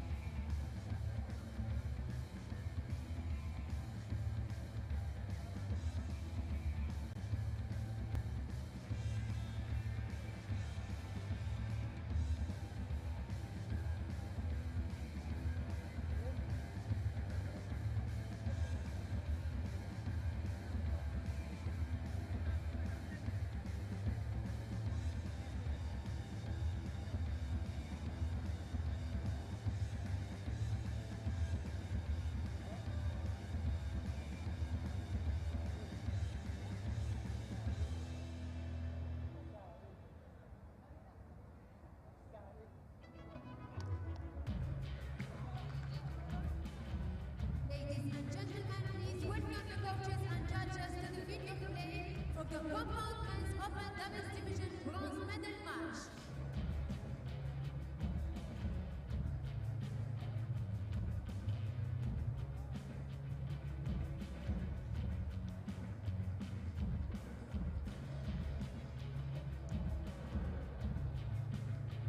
Who fancies a little bit of compound men's doubles? Hey, how about some medal matches?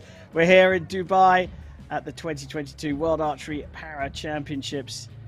And it's time to find out who's going to take bronze in the compound men's doubles to match up between France and Slovakia.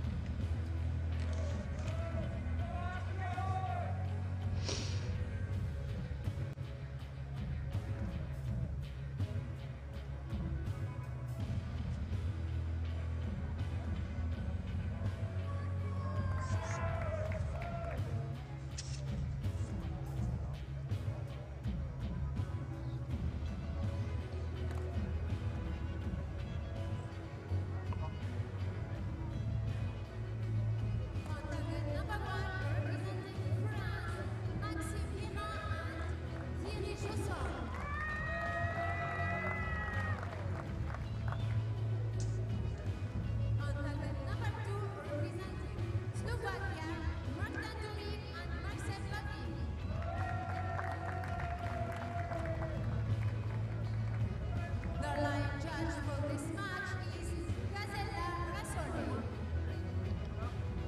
Well, here we go. Time for the compound men's doubles between France and Slovakia. Maxime Guerin and Thierry Jussam going for France. Up against Slovakia, Martin Doric and Marcel Pavlik.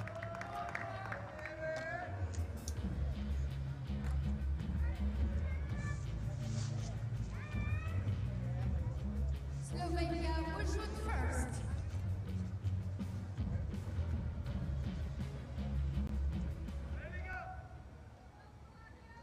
Well, number 62, at 58 years young, Martin Doric, paired with Marcel Pavlik, the world number 46, who's also 46 years old. And they're going to shoot first on target number 2, who is going to take the bronze medal here in Dubai.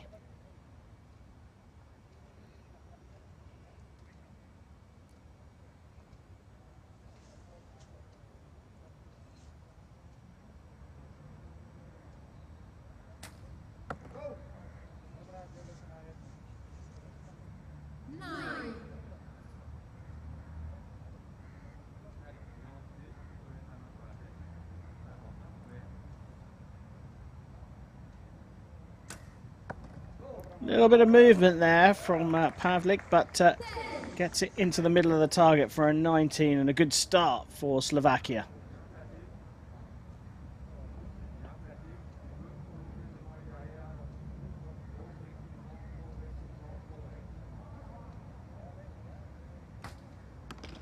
I think maybe some nerves there, just starting off the match.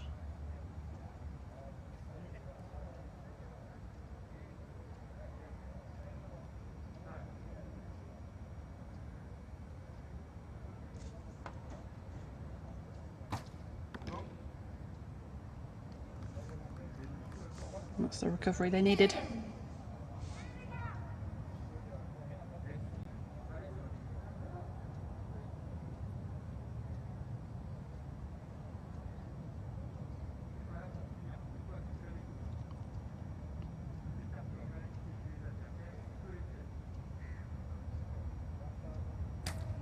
Nice close up of that fibre pin in the sight.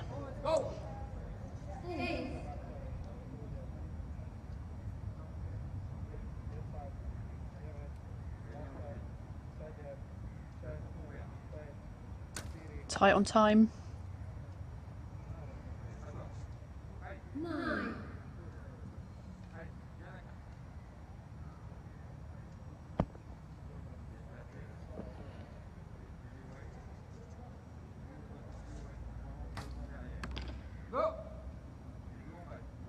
Staying in the red there for Jussam. 10 to stay level. And that's drifted out into the 8 as well for a 34 start for the French. And Slovakia go into a 2-point lead after the first end. Nikki, time pressure you mentioned. Now the athletes stay on the line. They don't have to step on and off. So they're given a, I don't want to call it an advantage. There's an adjustment made for the para archers not to have to step on and off the line. So how did they find themselves in that trouble there, France? I think Slovakia, I think the clock went off and they took a long time to actually get started. So I think the clock was running down a few seconds before their first shot went in. And like I say, they don't have to come across that second line. You can see them sat on the shooting line there. There's a waiting line just behind them. But instead of stepping off that, they just make a visual and audio signal that they're ready. So most people put their arm up, shout go, and then the other person in the team then can shoot, or it switches across to the other team. The time clock stops. So yeah, I think it's just an error at the beginning. They took a little bit long to get started on the match.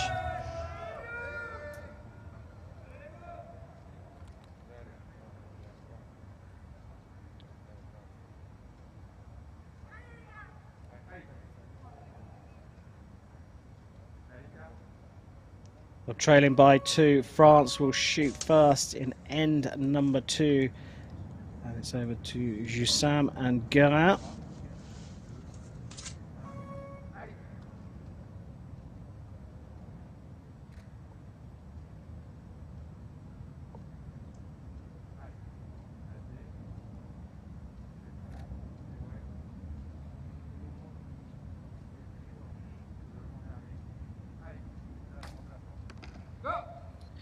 Just see a little bit of movement there in Thierry Jussam's arm, but managing to get a 9 out of it.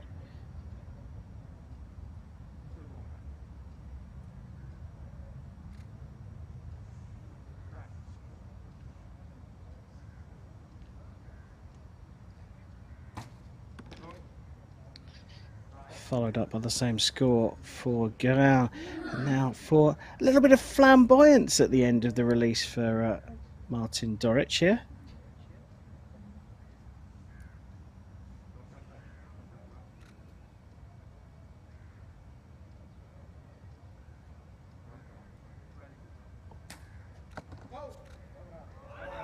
Yeah, so that's part of that signal, right? So they shoot, he's got a finger release, but then he's got to put his arm straight up to signal the next archer's got to go. So it does change, it almost blends into that follow through a little bit, doesn't it?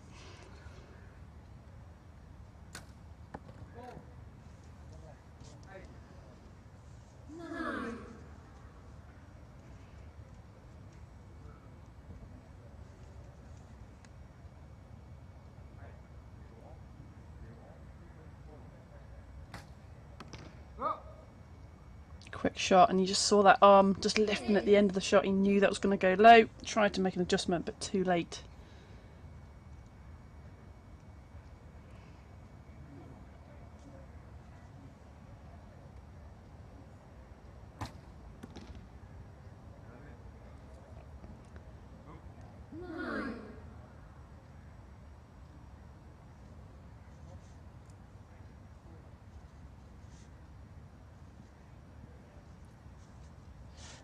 Big opportunity here for Doric and Pavlich.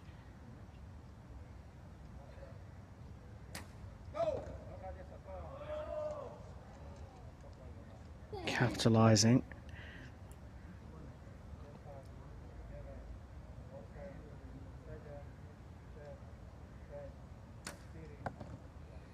Well, the time ticking away again for them, but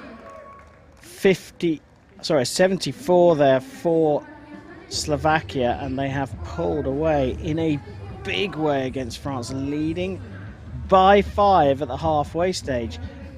Nicky, compound archery does allow for a comeback, but a 5-point lead at the halfway stage in a 4-end match.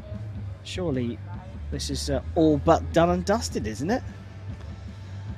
You know, it's tough. You know, the raw score system, like you say, unless there's a big error now, you would think Slovakia should be able to walk away with this and keep going 2 more ends, you know, just keep it consistent. But at the end of the day, it's not over till it's over, right? And anything can happen. They could get timed out. They're very close to that timing system, so if they do shoot an arrow after that timer system goes off, they'd lose that arrow score. So they, you know, there's all sorts of things that could happen here, but conditions are pretty good. That wind that we had a bit earlier seems to have died off even more, pretty steady. So just get out there, shoot your arrows.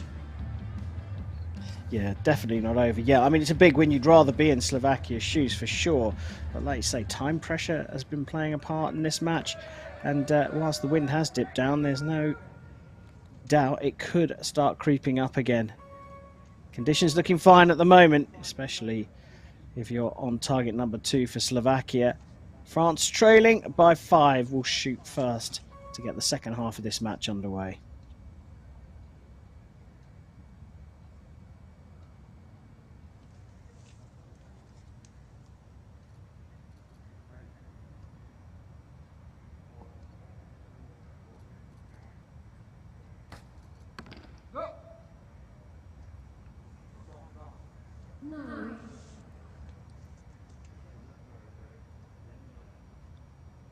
Got to start putting a bit of pressure on. Where's that first 10 since the first end going to come from for France?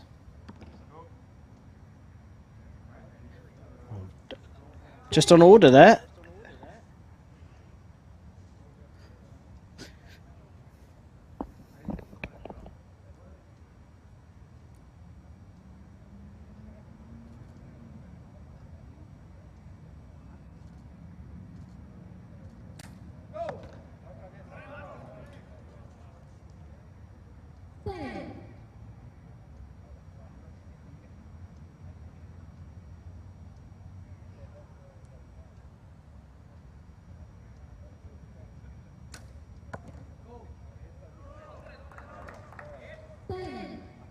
Looking quite comfortable, aren't they? Quite quiet.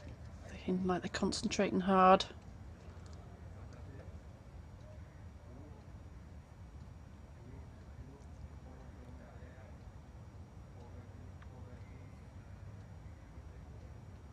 Just see that bubble, that spirit level buzzing around. So many of his arrows to begin with are low, they're just popping high now.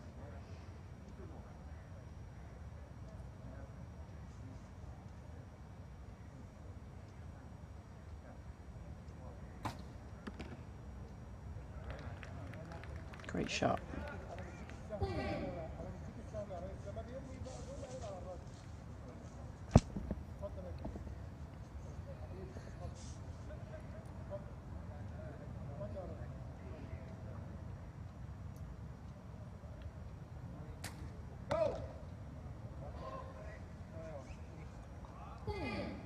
On for the first perfect of the match here, Marcel Pavlik.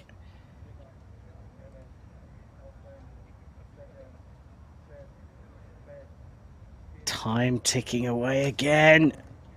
Well, under huge amounts of pressure. You saw how close that was to the time running away.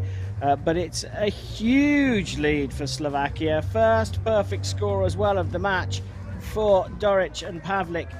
A 40 in end number 3 sees them leading by 8 points going into the final end. A really professional performance from Slovakia.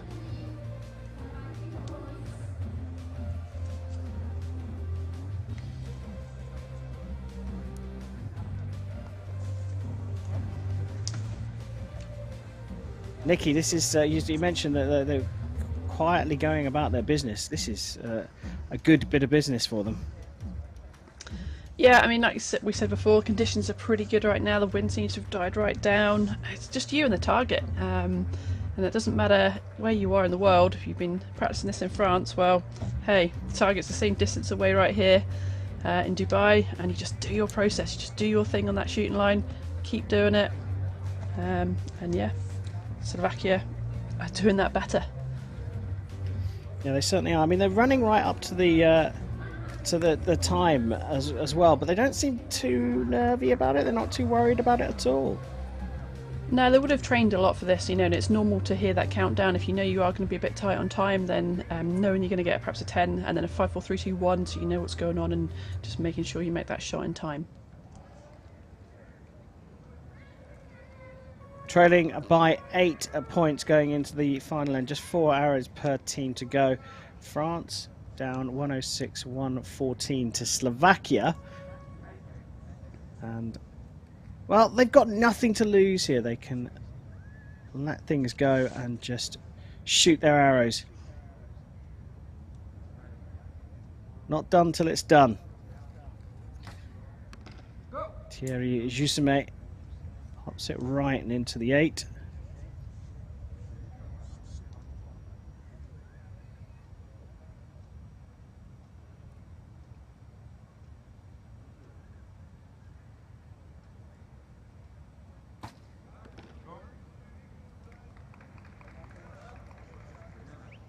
Third 10 in a row for Maxime Guerin.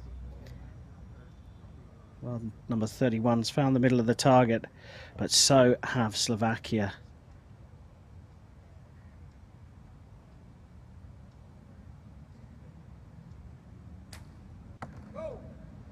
Wasn't happy with that one. You saw that straight away, but they've got a little bit of a buffer, the Slovakians.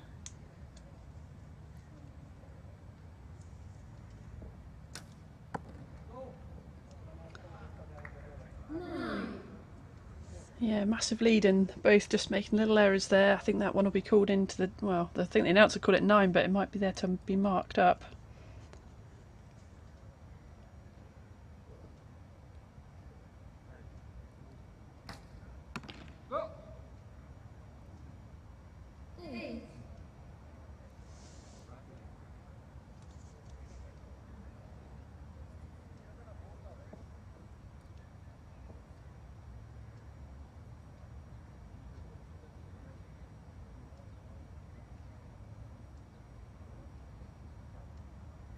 Ooh, little flinch there. Some came off and on again.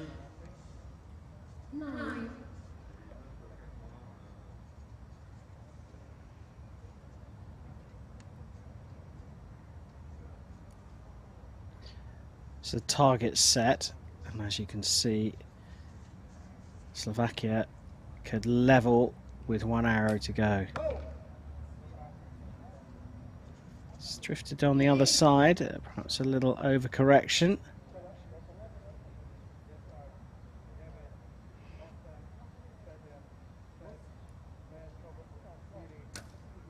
Time ticking away, but pops it into the 10 for a solid, comfortable victory for Slovakia. They are the compound men's doubles bronze medalists here in Dubai, and what an accomplished performance from them in the bronze medal match. Martin Duric and Marcel Pavlik will be on the podium here at the 2022 World Archery Para Championships.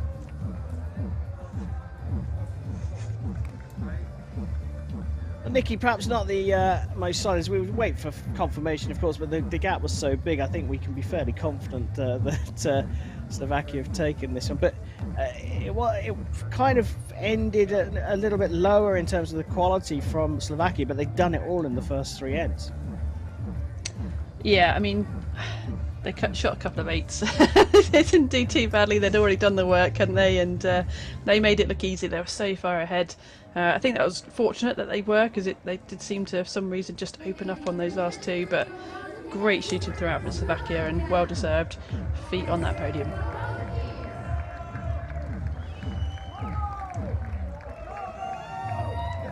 Bit of nervousness perhaps from Maxime Guerin, Thierry Jussam.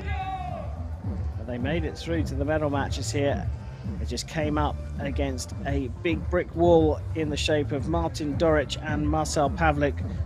Shot their way through the first 3 ends into a comfortable position and then saw it out to make their way to the podium here in Dubai.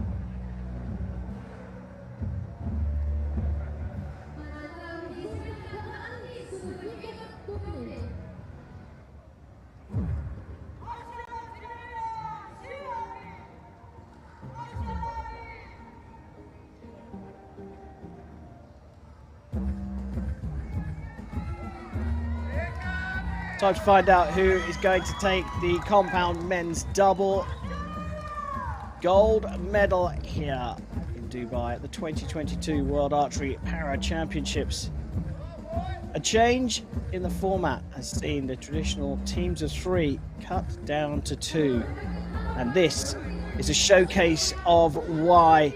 It opens up the competition to more nations around the globe, as we see Australia versus the Islamic Republic of Iran contest the gold medal. Time to introduce the teams.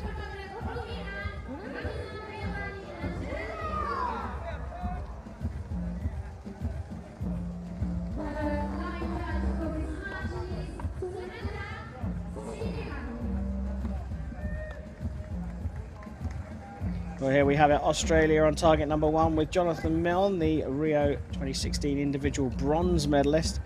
from the Paralympic Games, teaming up with Gary Robinson, world number 55. Iran have Ramazan Biaban, the Tokyo individual silver medalist from the Paralympic Games just a few months ago, teaming up with Hadi Nouri, a Rio Paralympian and a world champion, ranked 49th in the world.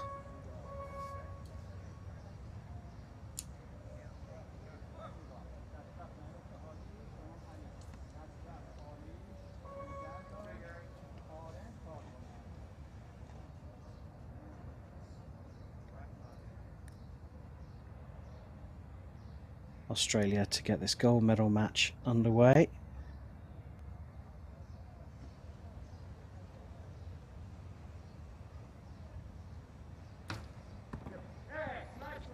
And what a start to settle the nerves.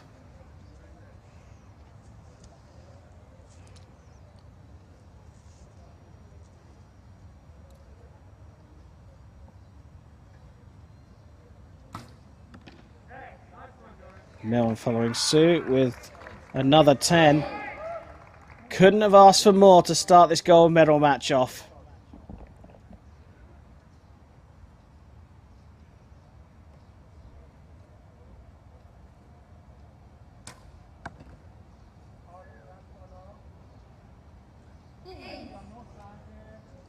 See Iran, probably the more experienced team here.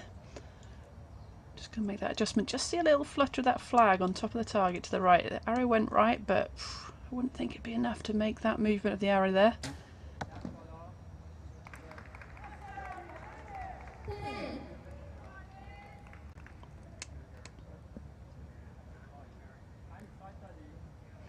So we see this archer using that chest release, so he won't have enough power in his arm to draw the bow, and that's why he'll be allowed to use that device. Obviously he's got enough dexterity in the finger there to be able to set that release aid off with his finger.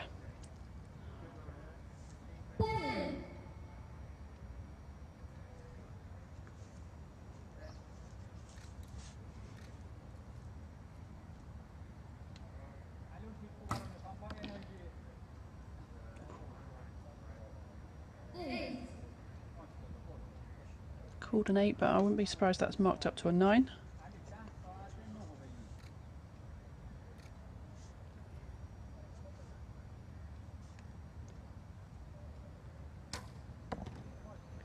So provisional 37 as the target.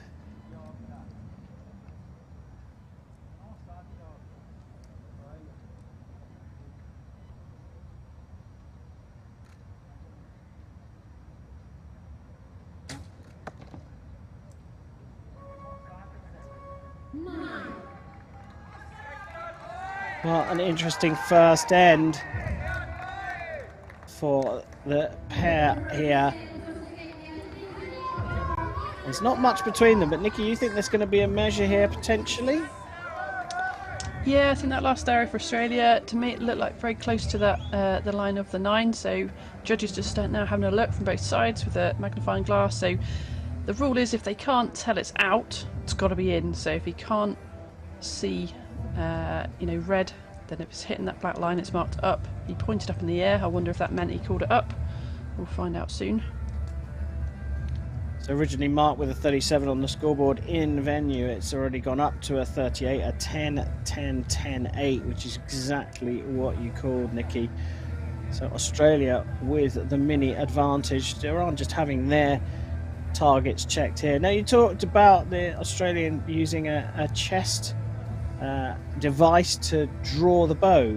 Let's talk a little bit more about what is and isn't allowed, because he's using that left hand to release the arrow.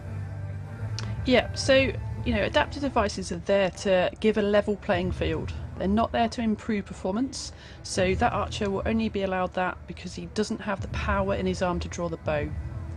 So for whatever reason, there could be many, he hasn't got that power in that arm, but he has got the dexterity to use the fingers to set it off. So we see some archers with nothing in that arm, they use that harness and then perhaps use their mouth to set their bow off, but in this case he's got that dexterity to use the finger to set the release aid off in a more normal way.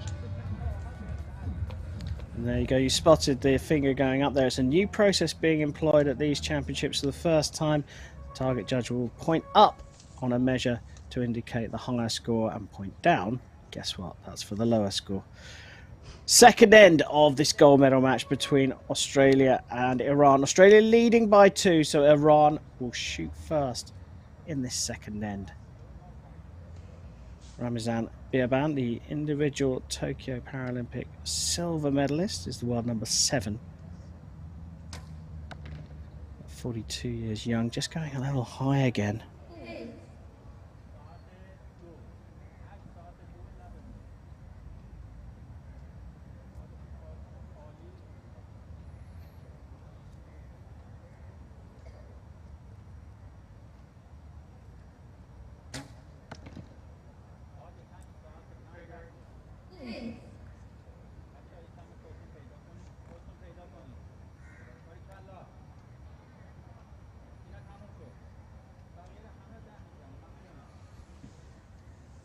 So he's just putting his finger around that lever on that release aid. You know, I think that's quite a hard thing to do, because if you are using your whole arm, you can just expand your whole arm, and we've talked a lot about conscious and subconscious releases, and you know, when you can expand as global movement, that becomes quite subconscious quite easily, but he's just using his finger, and I think that's harder. I think, you know, for him to then have to make a conscious release, but he's shooting it so well.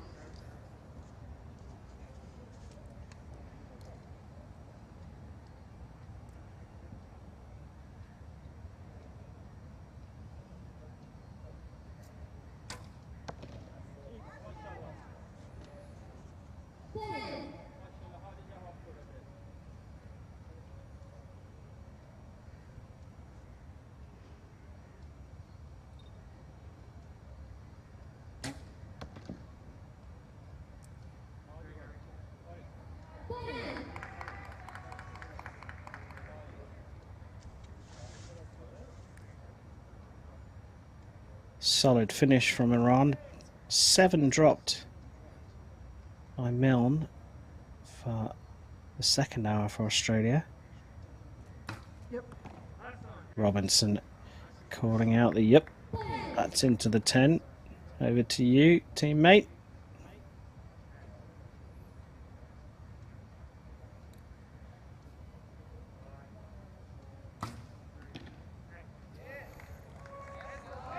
And a recovery there for a 76 and a 4-point lead.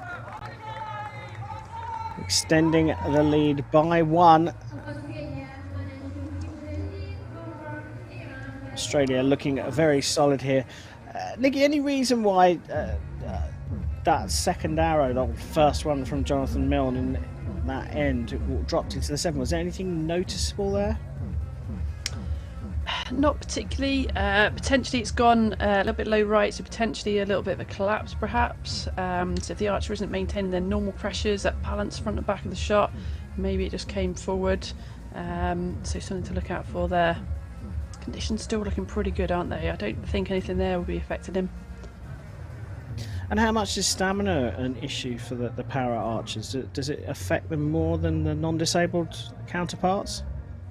Yeah, it certainly can do. I mean, these guys have been out here for a week already. Some have done a warm-up tournament before this, the week before that. So it's a long time to be out here. Obviously under the pressure as well, that's even more stressful, even more tiring. So it can be a factor.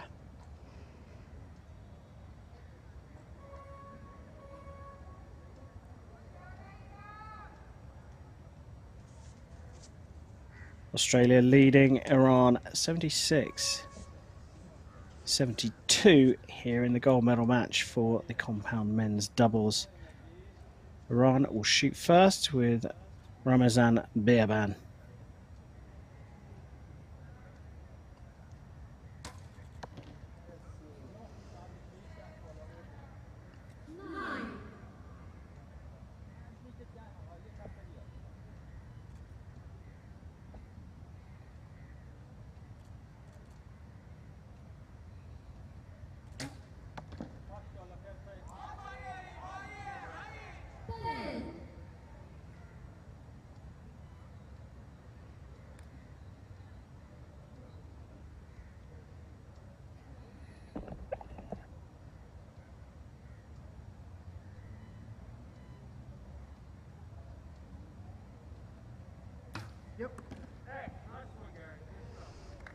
So consistent from him all the way through this match so far.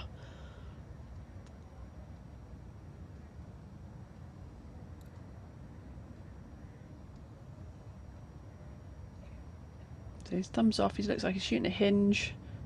So just pushing and pulling through that shot. Yeah, his 2 errors have been to the right, haven't they? So I wouldn't be surprised if it's just a little bit of coming off the front arm. Usually on the right-handed archer pushes them to the right.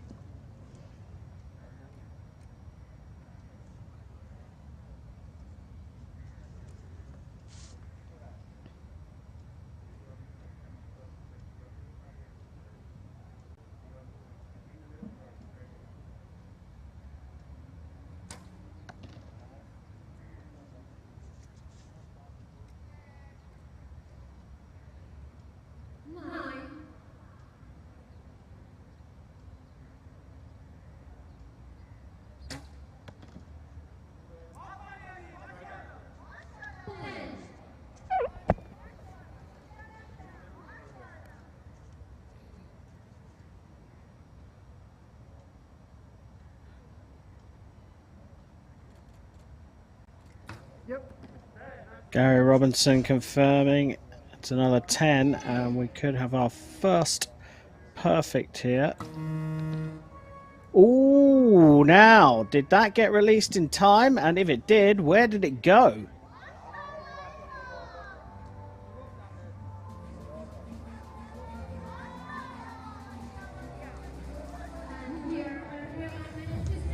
Well, there's a bit of mystery going on the field. You can see that there's one arrow missing from the Australian target, and there was a little bit of confusion there by Jonathan Milne.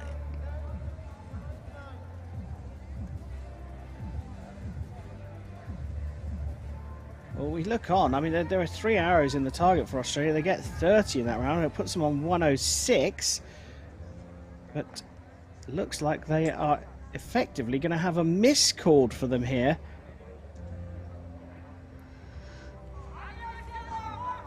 Looked like he got the arrow off just before the countdown clock buzzed, but I think maybe because he was under so much time pressure that the arrow, he didn't get a chance to get his aim right. There is a discussion going on between coach and official and athlete. It is marked down officially as a miss on the scoreboard.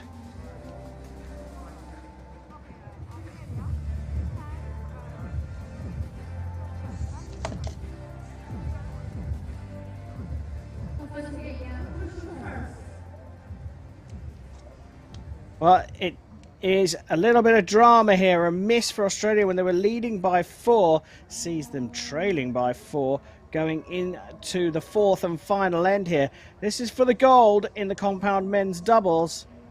Islamic Republic of Iran leading by 4, so Australia have to sort themselves out here, forget about that and move on and try and put a little bit of pressure on their opponents. Gary Robinson, the 48-year-old, has been hitting the 10s consistently. Can he do it again here?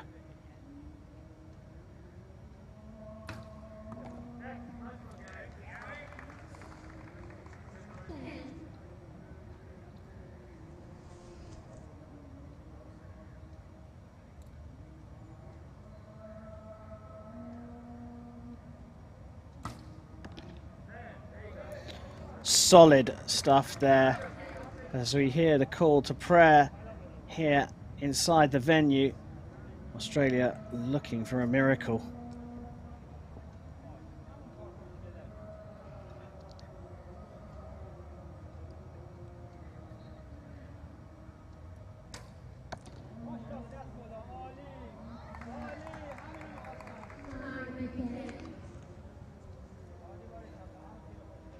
Yeah, anything that's happened, you know, you just need to put that behind you. As both teams are, they're on the shooting line right now.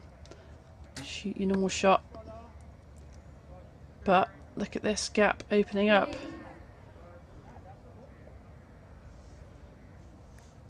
If Australia can just keep these 2 arrows in that 10 ring as well, they're going to have the best chance of being able to level this match.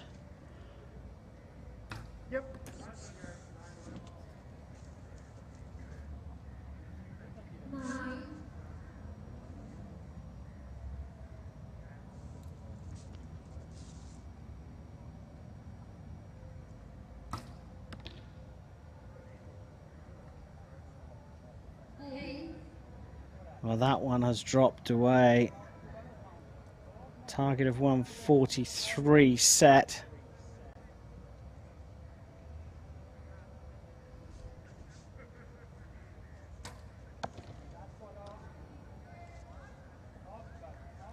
So up into the 9 for a 136. 7 here will draw them level. Anything better and it's gold for Iran. Couldn't ask for this one to be closer right the way through. They've done it, but only just by 1. And Iran have taken gold here. Ramazan Biaban and Hadi Nori with gold in the compound men's doubles to Australia's Jonathan Milne and Gary Robinson, who will have to settle for the silver medal.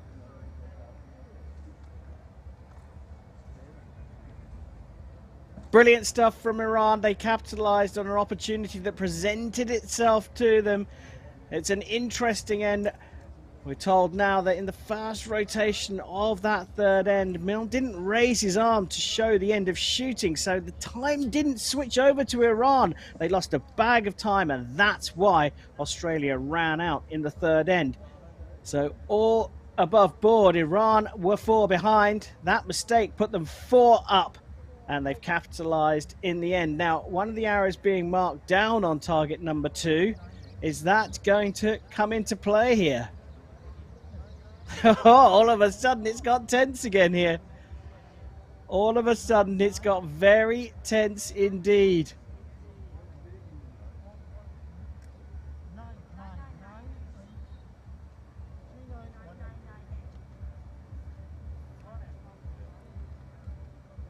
Now, has one been marked up from Australia and one marked down from Iran?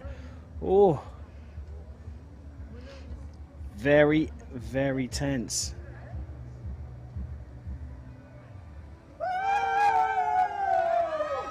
Well, there we have it. I think the celebration tells its own story here. A mini error from Australia, and Jonathan Milne opened the door for Iran, and they have capitalized and taken the gold. They are the world champions of 2022.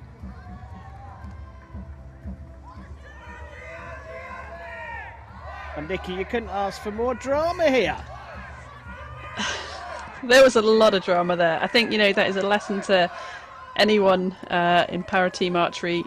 That visual, that audio signal has got to be loud enough, and it's obviously made a big impact on this match right here. But, great scenes. I think swapping badges there between teams, and, these teams are, travel the world together, and it's all good friends afterwards, and great to see Iran taking the gold.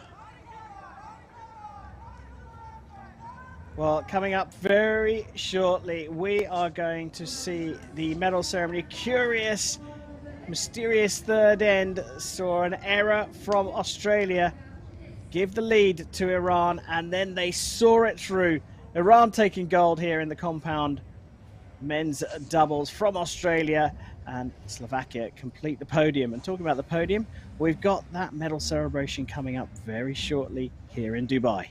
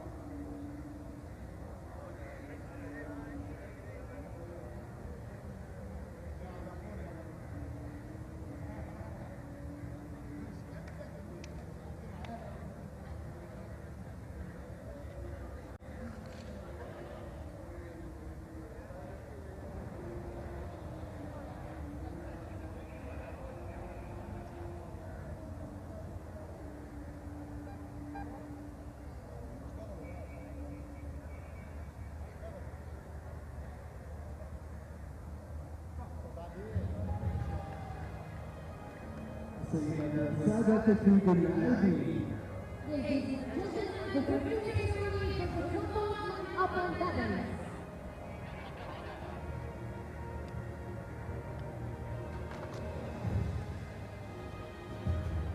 as the sun goes down here in Dubai, it's time for the lights to come up on the podium.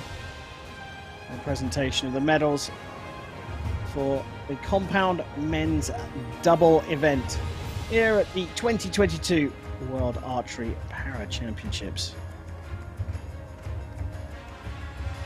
It's been a great contest here in Dubai, culminating in the first of 3 days of live coverage coming to you directly from World Archery.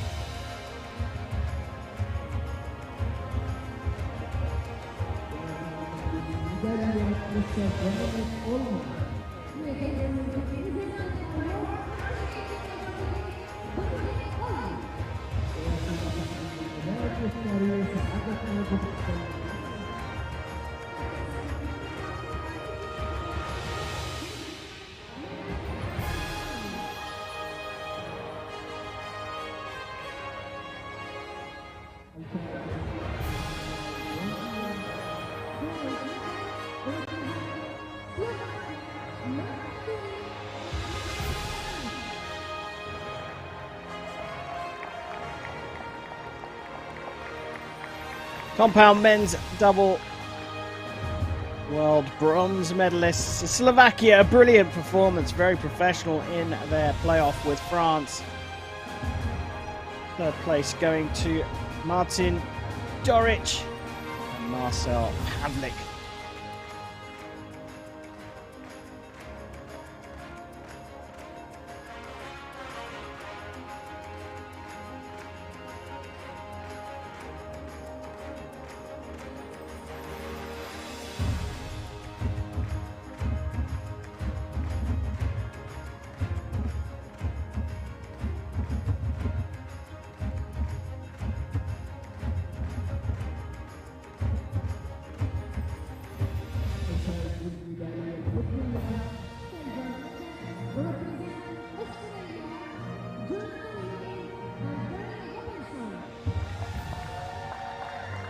The silver medal here in the compound men's double go to Australia. Jonathan Milne and Gary Robinson.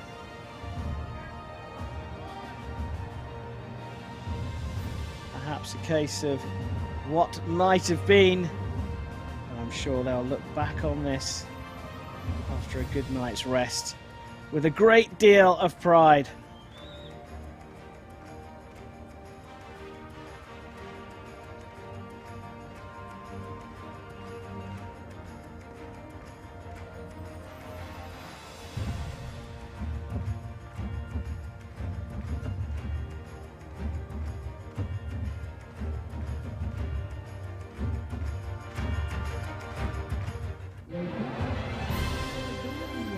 And here they are, the champions of the world.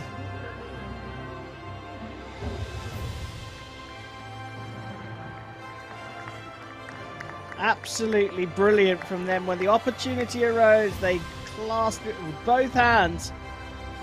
And Iran are the men's doubles world champion. Ramazan Biaban teamed up with Hadi Nouri.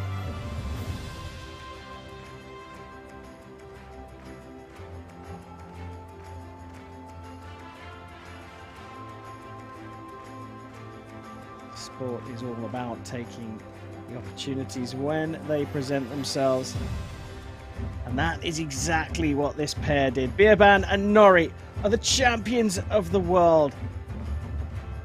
We get a chance to celebrate with them and their country's anthem.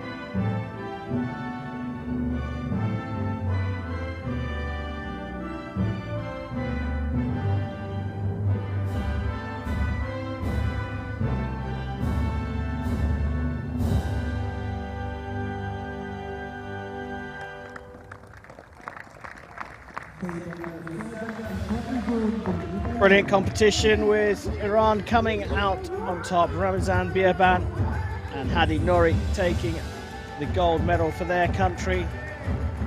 A brilliant moment for them. Silver going to Australia's Jonathan Milne and Gary Robinson. Slovakia's Martin Doric and Marcel Pavlik in the bronze medal position. A chance for them. A moment under the lights here in Dubai. Well, that's the doubles compound medals sorted out. Don't go far. There's a lot more to come here on Compound Friday, as we have the individual medal matches to look forward to in both the women's and the men's compound competitions.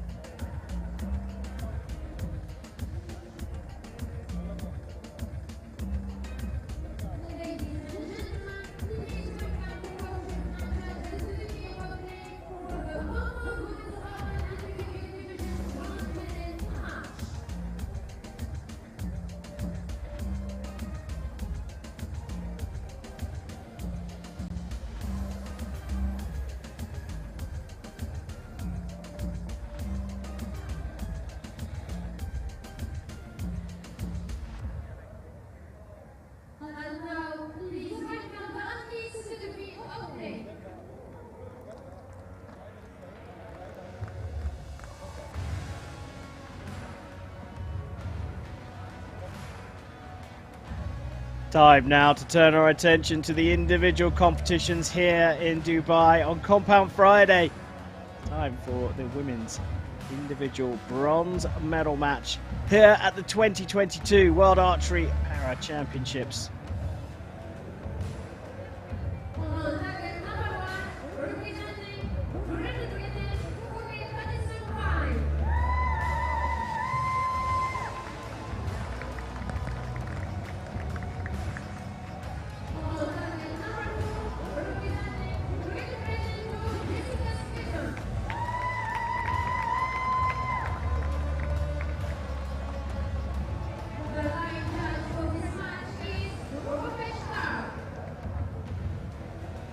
Well, what a matchup we've got. Yes, it's two athletes from the same country, Great Britain, but it's the reigning individual Paralympic champion from Tokyo, Phoebe Pine, on your left on target number 1 against the person she took that title from, Jessica Stretton, gold at the Rio Paralympic Games. Pine versus Stretton in this all GB affair for the bronze medal in the women's individual, and it will be Stretton to get us underway.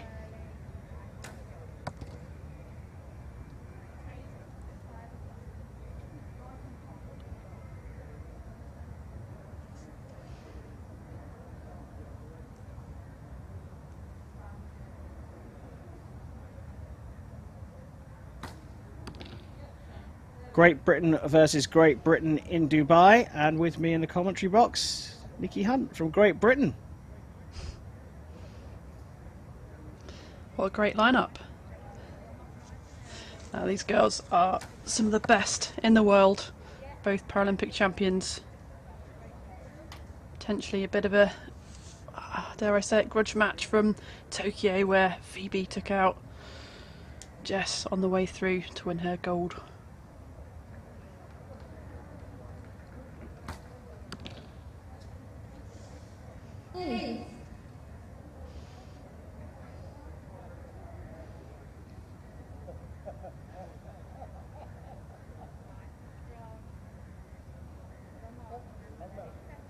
So a bit of pressure potentially being applied here with another 10 for a 28. The cumulative score. So Pine's not out of this if she doesn't get a 10.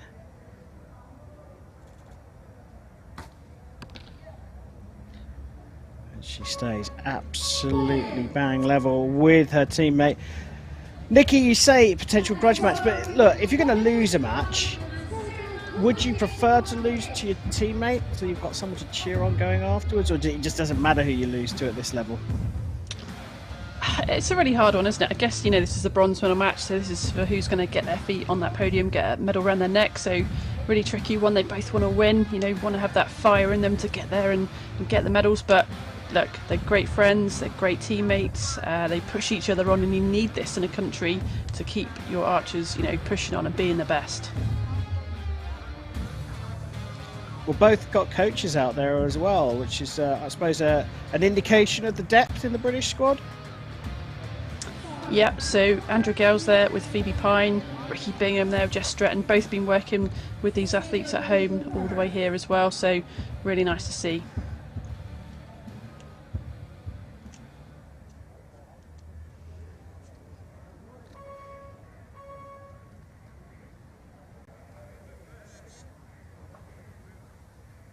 All square after end number 1. We switch to the individual competition now, so there are 5 ends of archery to decide the match, and as they're all level, it will be Stretton to go first in the second end.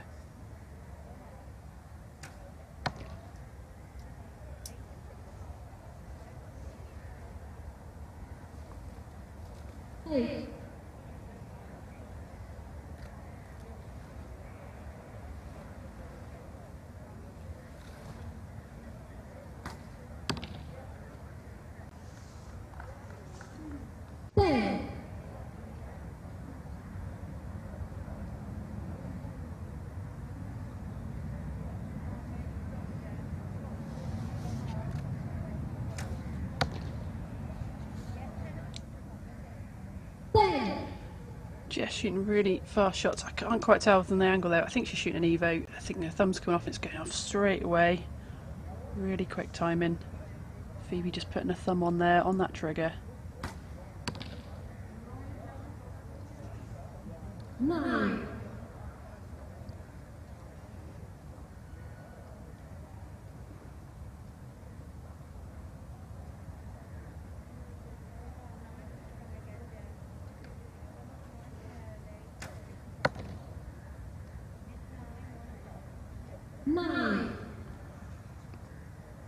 So 55 finish after 2 ends for Stretton.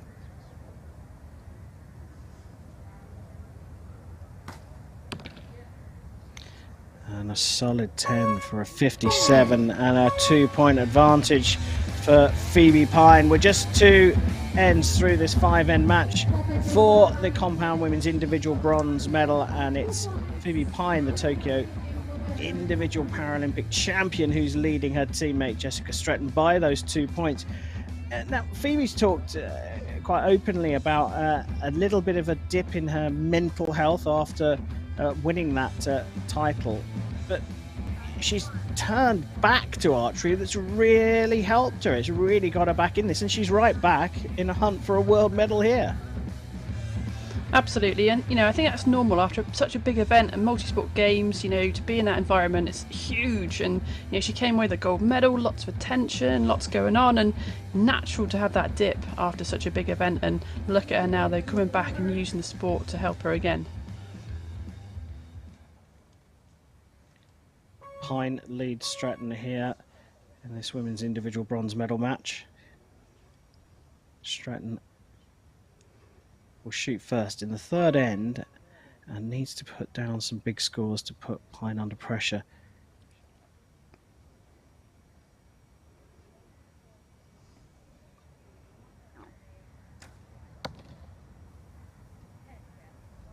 That'll do.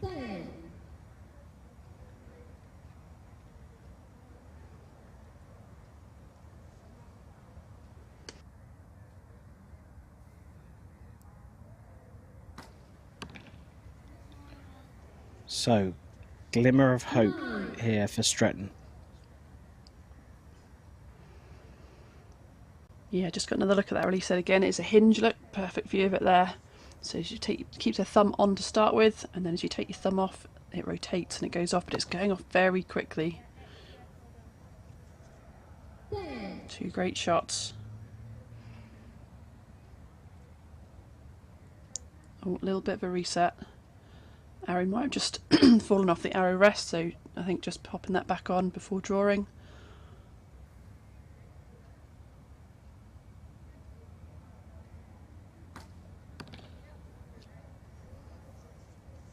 So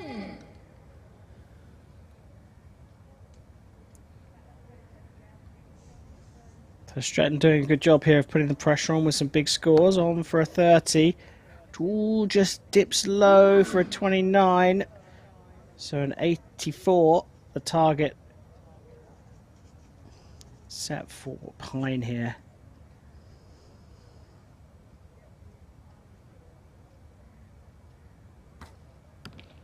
Didn't look happy with that and pings in an 8. And look at that, 84 apiece after 3. We're all square. Nikki, how much harder is it to hunt your opponent down when coming from behind than it is to maintain the lead? As an archer and someone I would coach, I would just say, keep your mind on yourself. It doesn't matter what's going on around you. It's you, the target's 50 metres away. That is all you can control, because anything could happen in either direction. So instead of trying to negotiate all these different hurdles, just focus on yourself. Same shot process every time. Easier said than done, though. Yeah, absolutely. It takes a lot of practice. I think it's worth mentioning as well, Jess Stretton was the Paralympic champion in 2016. She was then a W1. She has been reclassified since then into the open category. Classifications, some are permanent, fixed, some are for review, and she's obviously stepped up into this category.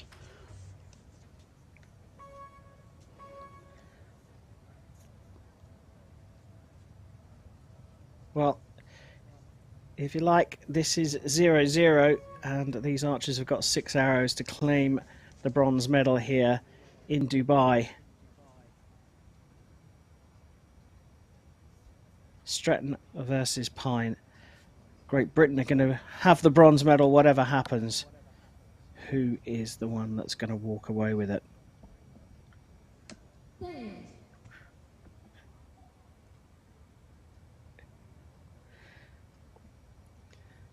Again, pressure applied from Stretton on Pine.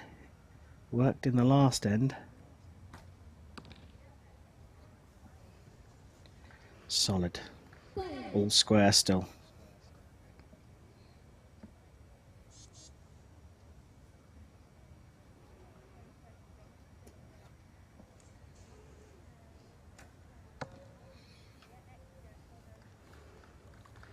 Really quick shots. It's working.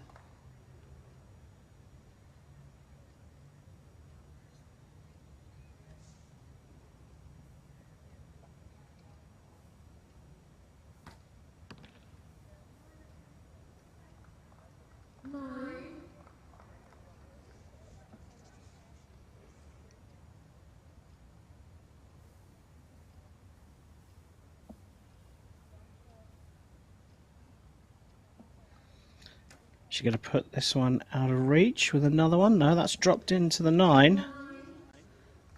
So a 1-1-3 can be matched with a 10 here.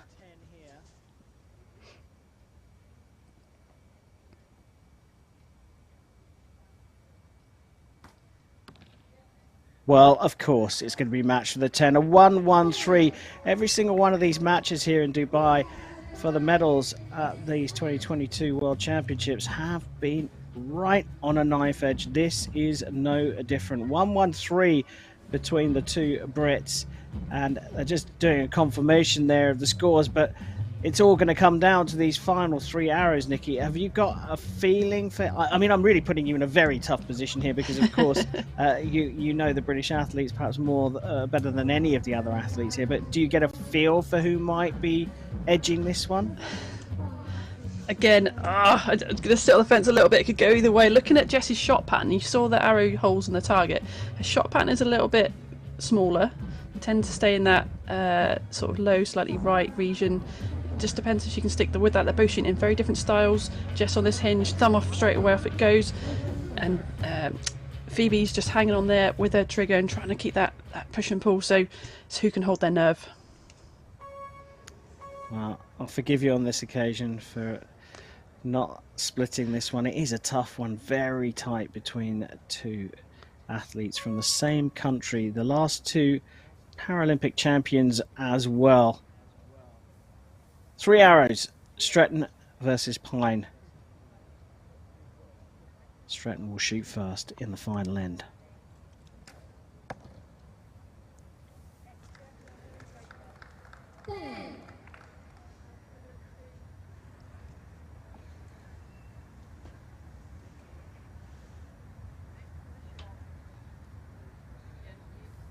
Settles in, looks comfortable, wide-eyed though, and that is a 9 and a mini advantage to Stretton. Can she capitalise?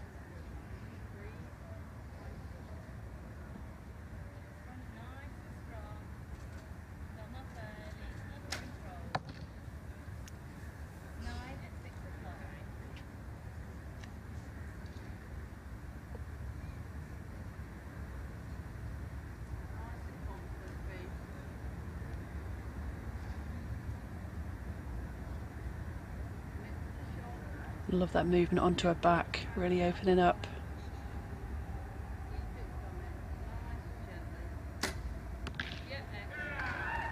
Hear her coach Andrew behind her talking her through the shot. A big puff hair there going through the lips. All square, 1 arrow to go. Stretton looking at the target, trying to maintain her composure. It's all down to this, Jessica. Into the middle. What a beauty of a shot to finish things off for a 142. It's all down to this, Phoebe.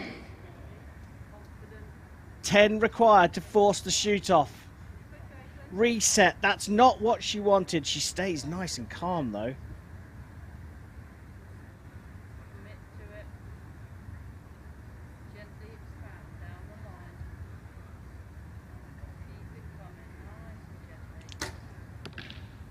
Oh, brilliant stuff here. Every single match is delivered, and so has this one. A 142 for both Phoebe Pine and Jessica Stretton of Great Britain, and this bronze medal match goes into a shoot-off. Now, Nikki, you normally like a shoot-off, but between two Brits, is this your favourite thing still? I do love a shoot-off. I absolutely love them. I haven't got any nails left anyway now, so it's just an absolute nail-biter. It's so close all the way through. Who can hold their nerve? And you just got to go out there and just shoot the best shot you can for a World Championship medal. It's crazy. And just to clarify, we got 10 arrows each, 15 is it? We've shot 15 arrows each so far, yep. No, down to I mean one. the shoot off. Just the one arrow, I got you. Right, so 1 arrow per archer for a bronze medal. They score the same, what happens? They score the same, it'll go down to closest to the middle. That little X in the middle, gotta get it closest to that. So it's all down to this. The golden goal of international archery, the shoot off, a single arrow. The targets are being replaced at the target end of this 50-meter range. The athletes trying to stay cool, calm and collected, and to be honest with you, the pair of them have managed to maintain their calm and their serenity throughout the match. Yeah, they really have, and it's great now with the coaches, you know, make them laugh, make them smile, just relax, you know, this is the time you can chill out, you know, so much experience within this team, great coaches, great athletes, just down to 1 arrow.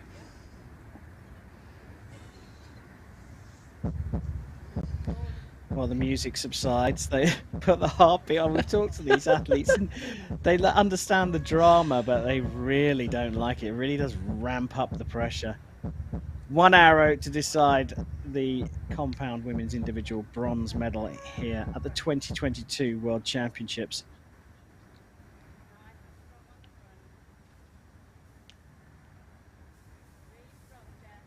Stretton to shoot first. Quick shot into the 10, low at 6 o'clock.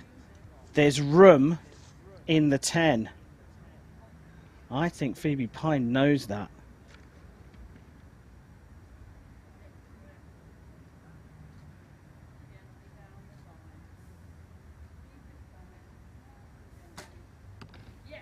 Oh, that is there. That is right there in the 10. And she knows that it's closer than her opponents. We wait for final confirmation, but Nikki, that first sight looks like it certainly is Phoebe Pines.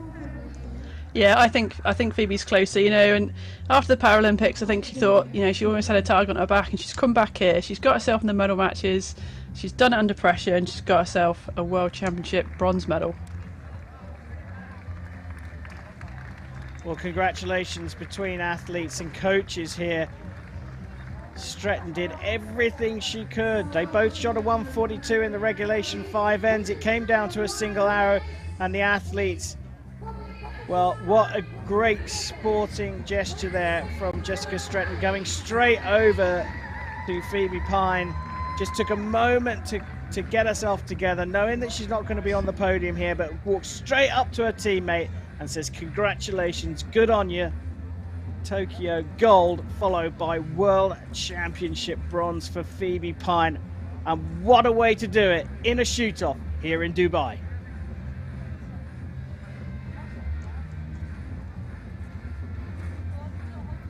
Brilliant match, Nikki, and coming right down to the wire, and a superb sporting gesture at the end to finish it off. Yeah, fantastic match, really, really close, some great arrows in both, and yeah, like you say, you know, these girls, they're good friends, they're teammates, they push each other on, and you need that in your squad to get better and better, and they know it, and that's why they are up here in the medals.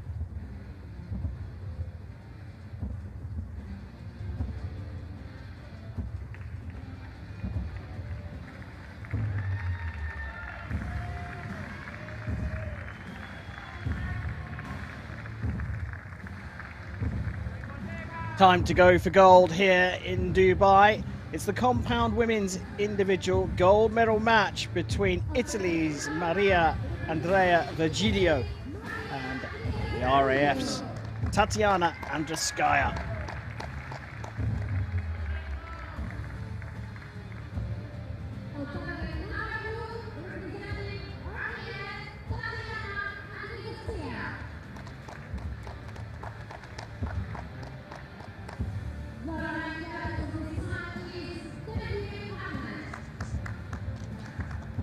Well, Nikki, a high-quality match here. Tokyo 2020 individual bronze in Virgilio of Italy going up against an athlete who also competed at the Tokyo Paralympic Games.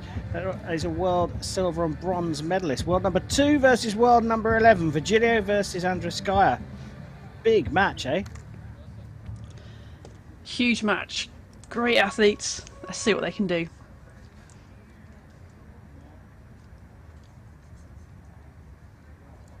A lot of pressure on this one. A world title at stake. The first big major championships since the Paralympic Games, and it's Anderskaya to get us underway.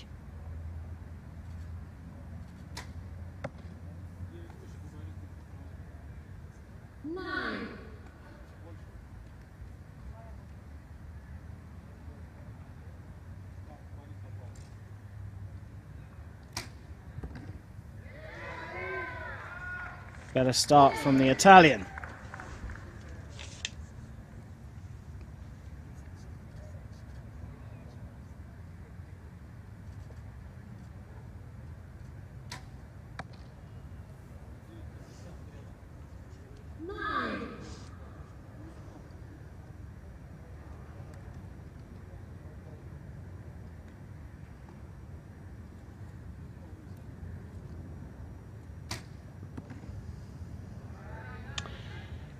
She just came off that hinge a little bit there, like the follow through. Just want to see that break a little bit cleaner. Maybe the cause of that 9 to the right.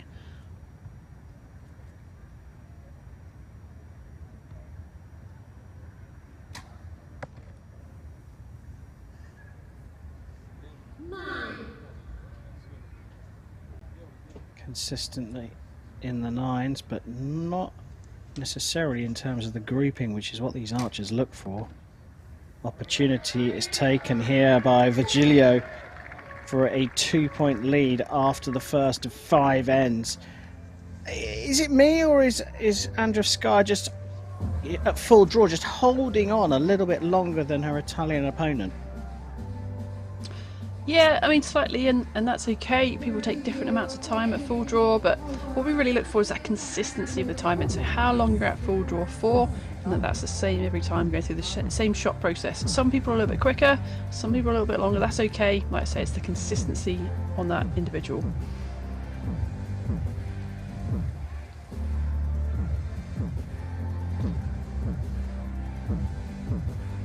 Well, targets marked. Virgilio with the early lead here. This high quality individual women's gold medal match. Tatiana Anderskaya is 49 years old and the world number 11, trailing by 2, but with bags of experience, will shoot first in the second end.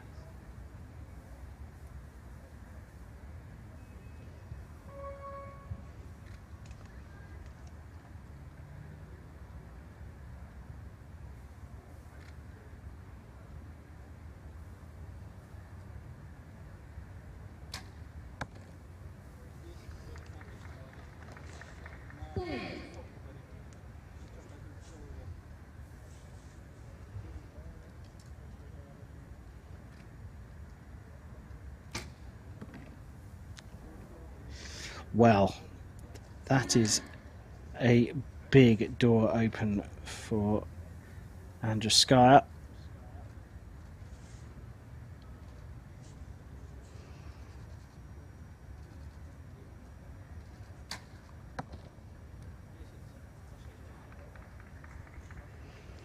Quite different techniques being used by both of them.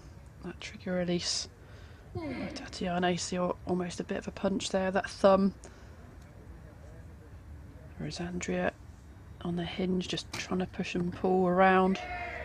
Much better shot.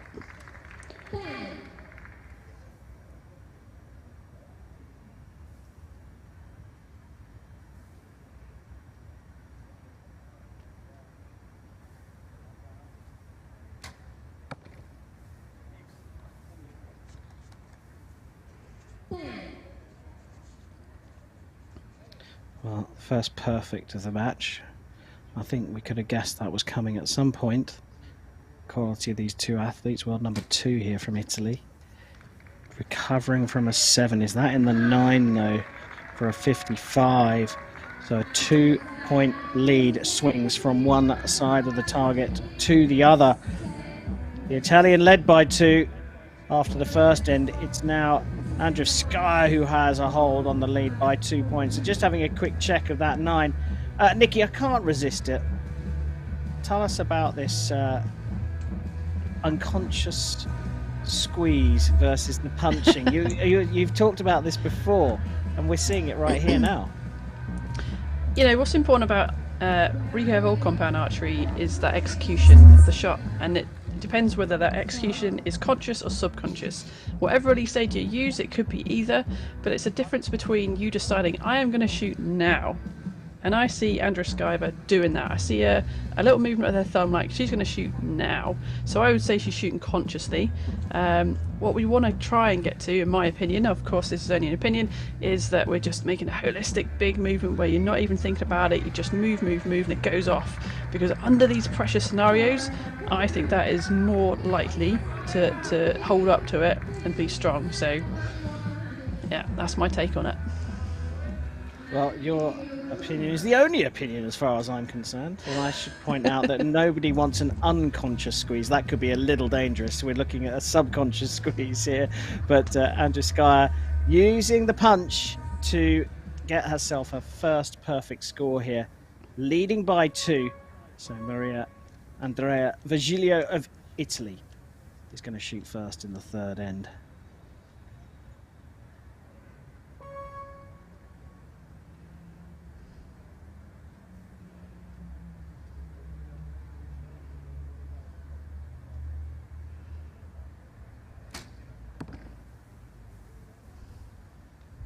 There we go, that sort of more natural feeling. It's just pulling through. And we get a good view here of Anderskaya. Thumb on that release. And you can really see what Nikki's talking about, the pressing of the release aid to let it go.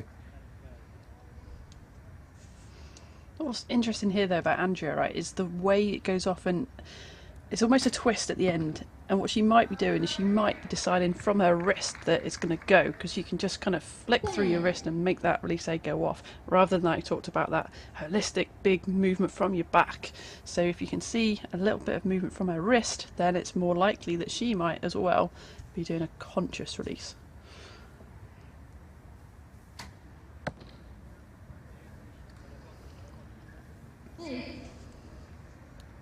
Coordinate that one. Drifted high, that's for sure. Oh, stadium announcer's slightly changing her mind there. That is a clear 9 for an 83.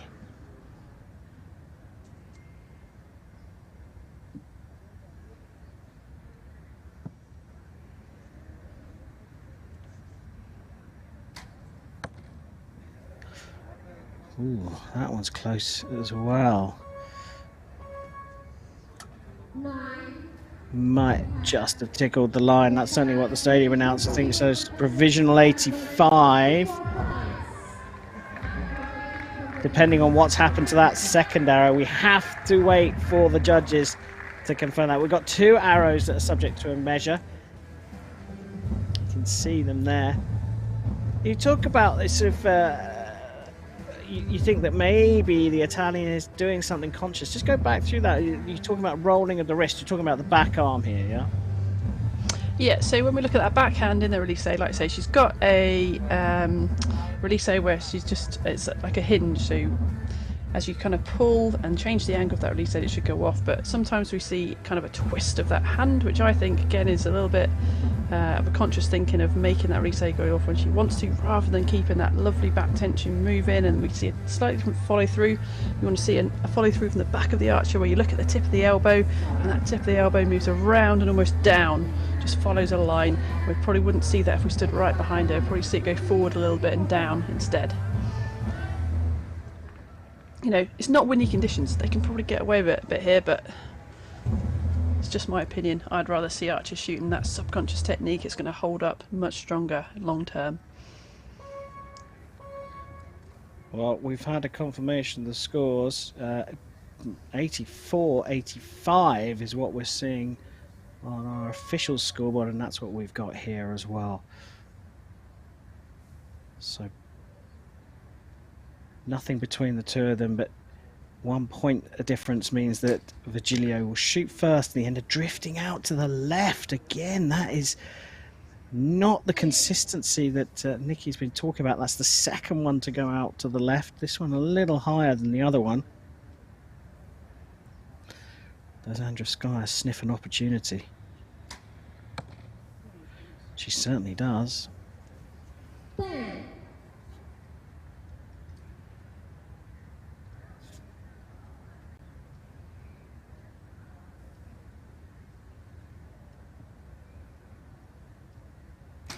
Little twitch. Did you see that little twitch? That's what I'm talking about. So if it's conscious, sometimes you see a little twitch, the brain thinks, oh, go now. Oh.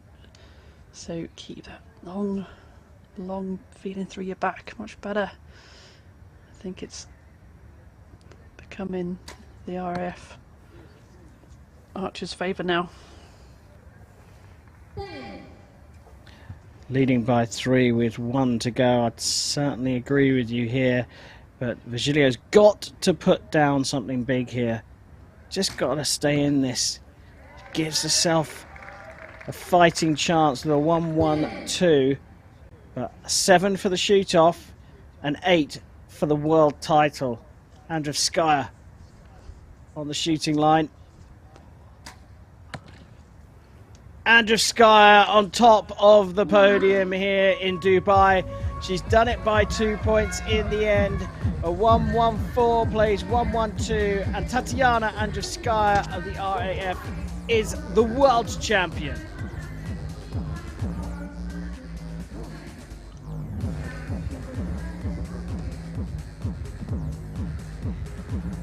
My apologies, she's not the world champion. She's got another end to go here.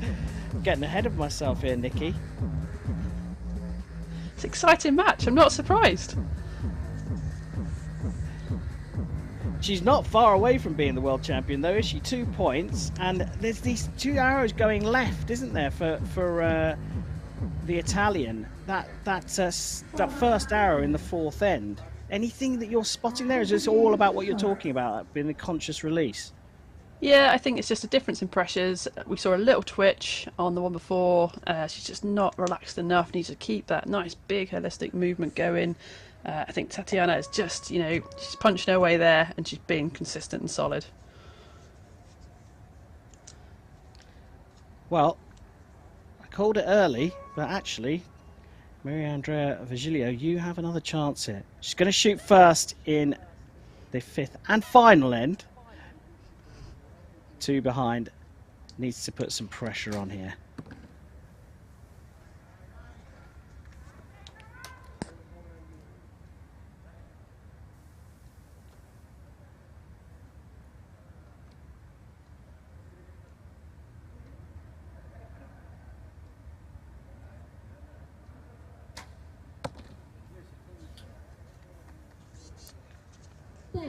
Well, the lead just opened up.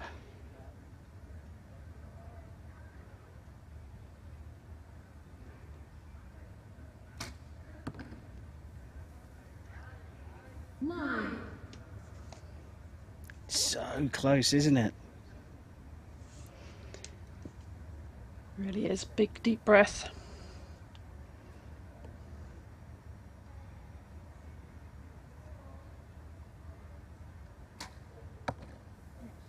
And another.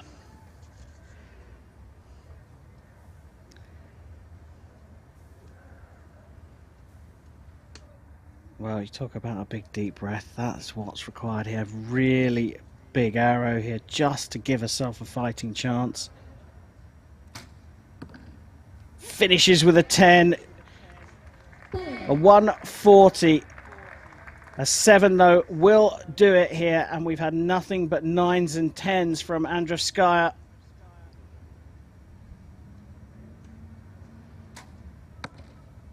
A relaxed 9 to finish things off, and a brilliant performance from the athlete from the RAF here, finishing with a 143 to 140. Hey, it's not bad from the Italian, but 9s and 10s across the board for Tatiana Anderskaya, and she is the world champion. I think she was just more consistent throughout the match. Yeah, she really was. You know, we talked about her, the way she's executing those shots. Hey, didn't matter, did it? She was putting that dot in the middle. She was punching them into the middle, and that was enough. Great shooting from her. 143 out of 150. Fantastic shooting and a world champion. Yeah, brilliant performance from Tatiana Anderskaya. 9s and 10s is what was needed, and 9s and 10s is what she delivered for the world title. She is the compound women's individual world champion of 2022. Sporting handshakes from Maria Andrea Virgilio. The world number 2 will be on the podium. Individual bronze at the Paralympic Games in Tokyo last year. She's upgraded to silver here at the World Championships. I mean, what you love about sport, if you're a sports lover, you love the difference in the approaches, the difference in technique. It's not your favourite approach. I get that, Nikki, and you coach at a very high level, but different strokes for different folks. You keep telling me that about archers. It's what works for you. Yeah, and there's certainly a lot of archers who've gone out there and they've been very successful with that conscious release. I just see it as a ticking time bomb. I see it as, yes, you can be successful. Yes, you can go out there and you can win stuff. Yes, you can go shoot world records. At some point, unfortunately, it's going to fall apart and you're going to have to rebuild again. But that's the risk you take with that technique. Yeah, it's a really interesting approach, but I mean, it's worked for her here. Tatiana Anderskaya will be on top of the podium. But it's very interesting when you talk about what happens if things go wrong with the punching method. It's become the vogue approach for some of the young archers on the scene at the moment. I wonder when that will change. Well, look, coming up very soon, we are going to have the medal ceremony here for the compound women's individual. And then we'll turn our attention to the last of the events for today, and that is the compound men's individual bronze and gold medals.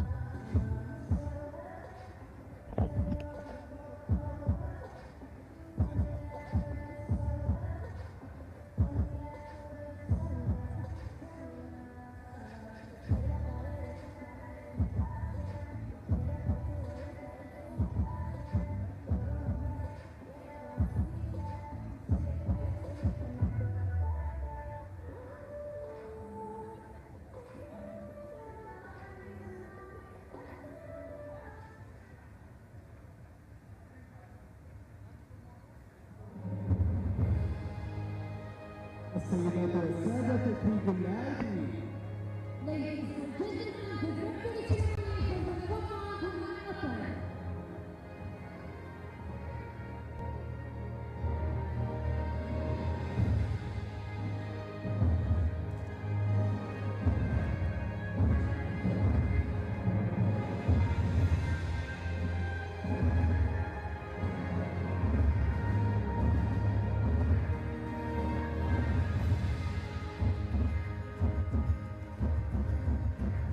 Medal presentation time here in Dubai at the 2022 World Archery Para Championships.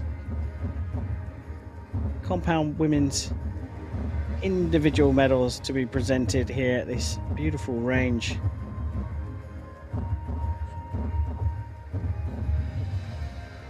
Superb job done by the local organising committee. Beautiful venue here at the Dubai Club for people of determination.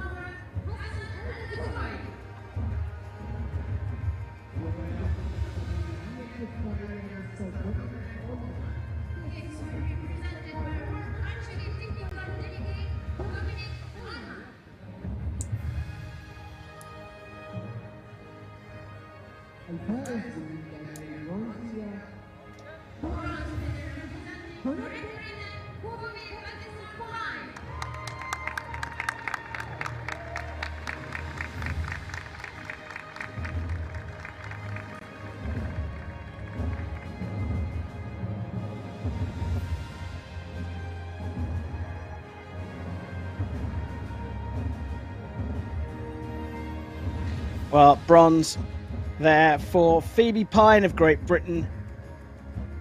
Came through a shoot-off against her teammate Jessica Stretton. A fantastic contest for bronze. That will certainly give her a lift. There's a fabulous final as well. Just one dropped arrow made the difference. A 7 in the second end. And Maria Andrea Virgilio of Italy, the world number 2 and the Paralympic individual bronze medalist, to settle for the silver here in Dubai.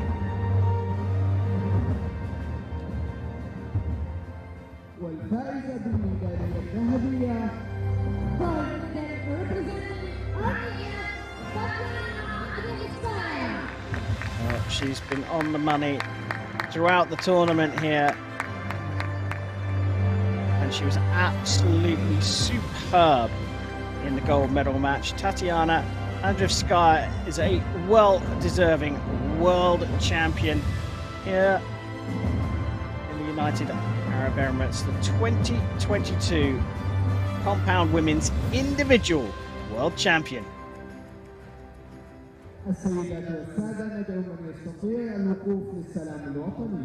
Ladies and gentlemen, for those who are able, please rise for the national anthem of Archery.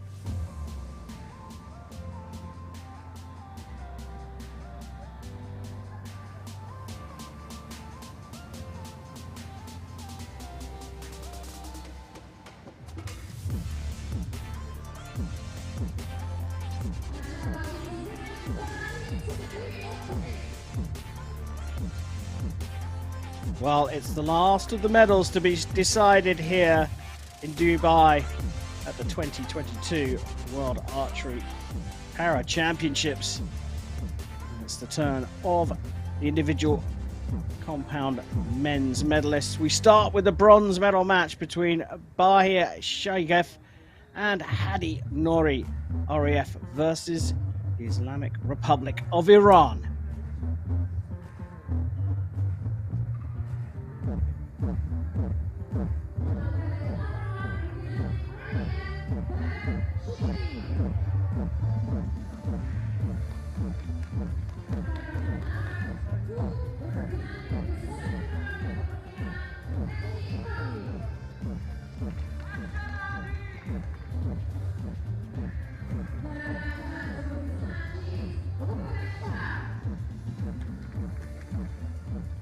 Another high quality match in store here.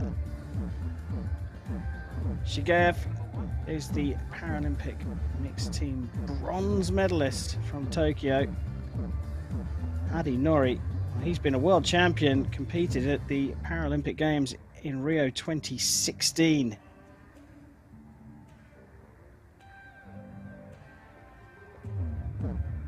Shigev lost to his teammate Gombajapov in the semi-final. Nouri lost to a self-anointed armless archer, Matt Stutzman of the USA. So they both come off losses here for this bronze medal. A tricky match, perhaps the hardest in world sport, but certainly the most important. A place on the World Championship podium at stake.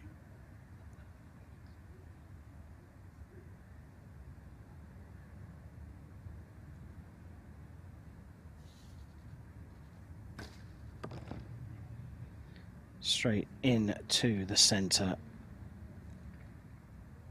for Shigaev.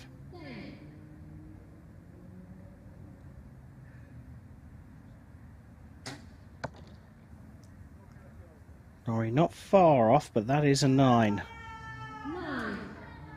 3 arrows per end, shot alternately, 5 ends here for a place on the podium.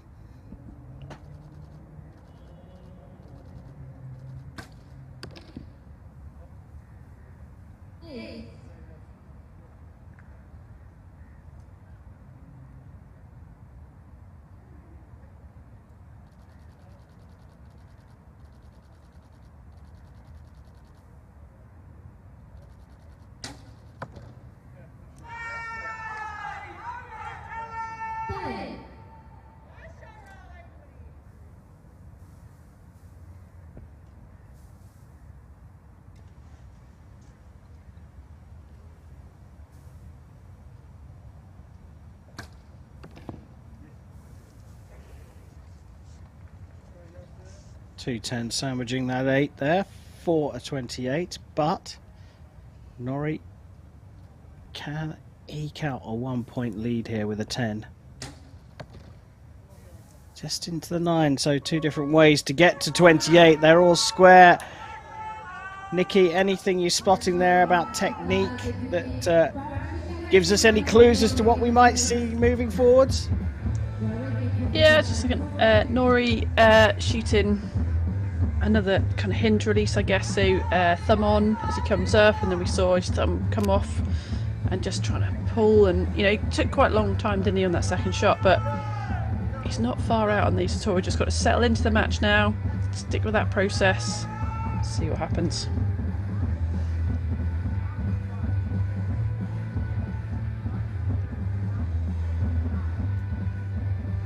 Agents retrieving the arrows.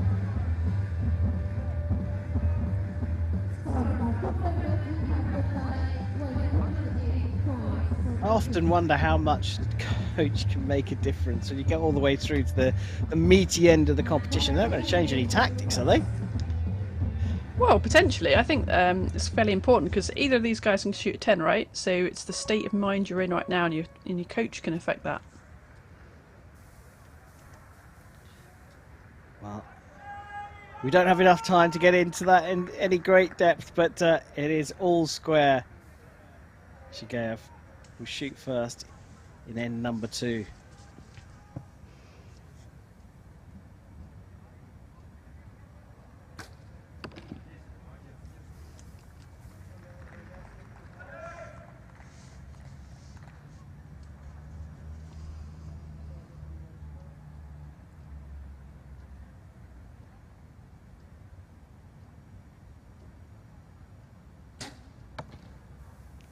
Didn't look happy with that.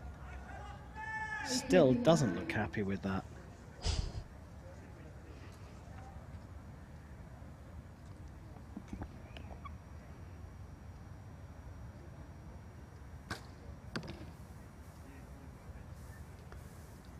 Group just low. He made an adjustment before that shot.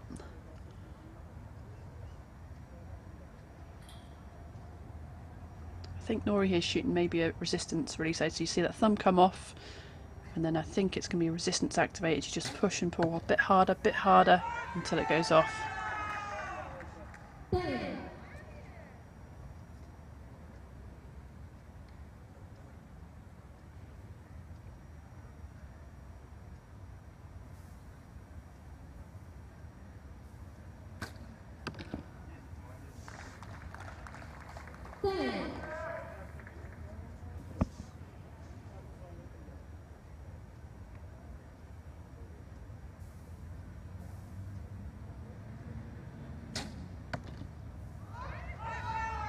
Just clipping the line there for me, so a 56 is the finishing score. I wonder if that first arrow might get a little look at, though, while we wait for the target judge to confirm that. Nikki, we just go back to talking about the coach a little bit, because I think it is an interesting point.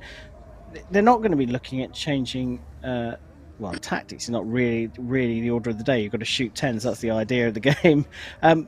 But is it more about that mental side of things in the break? Just, you say that it's the coach can affect how you feel and what you're thinking. Absolutely. You know, this sport is a really, really big mental game, particularly compound, I think, because you get to that, especially, you know, stop of your bow, and then you've got this time where you can think, or you can have a process and what you do in that space. So, yeah, the coach's role in between ends, you know, they're both up there with their archers, is, well, for me, what I wanted from my coach was just to distract me, make me laugh, make me feel something different from that pressure and tension of shooting those arrows. And we often see that, you know, smiling and laughing on the line, and that's great because you can't concentrate for long periods of time. So it's a release, and even with that stress, it helps release that stress. And then, right, we're back on it now, we're going to reset, think about your shot routine, off we go. Yeah, so it is an important job.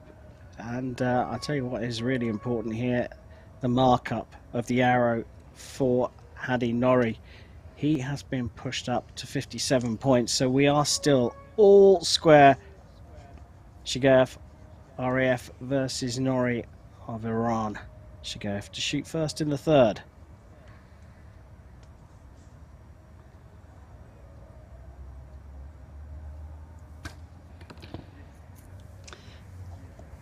I could almost see that going high. I just saw that front hand move up a little bit, and off it went into the 9.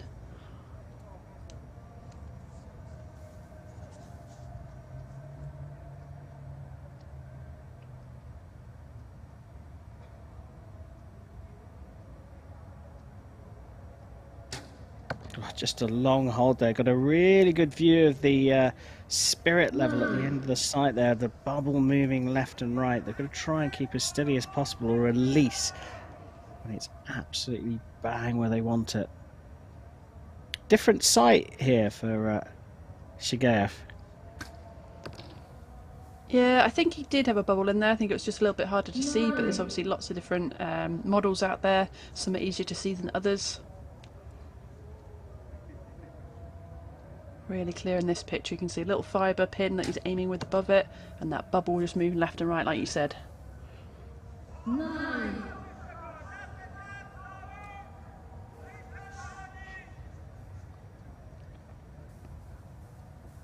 Still nothing between them.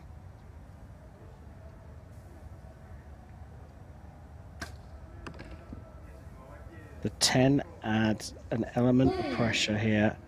Still making minor adjustments there, Shigeev. 10 required from Norrie to keep things all square.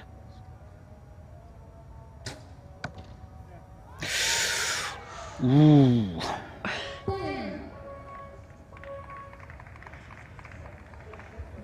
Called a 10 in venue. It's so hard to tell. You know, when we've got that camera angle, the arrow going upward, we just can't see the line.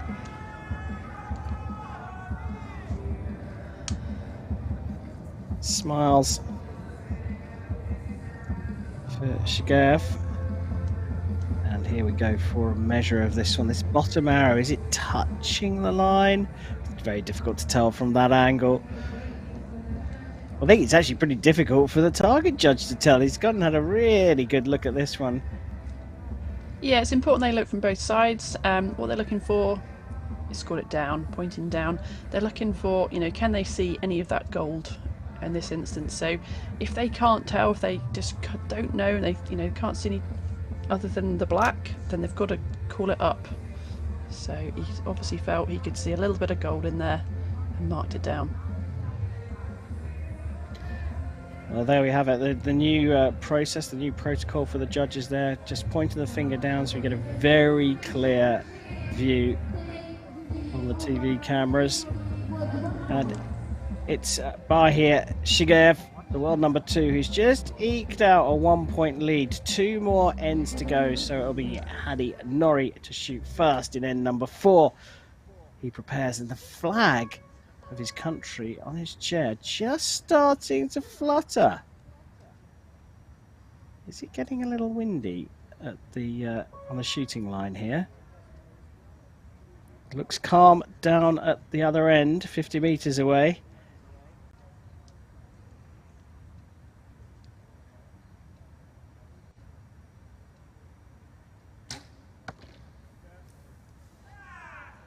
Just what he needed to settle his nerves. Still making a tiny adjustment though.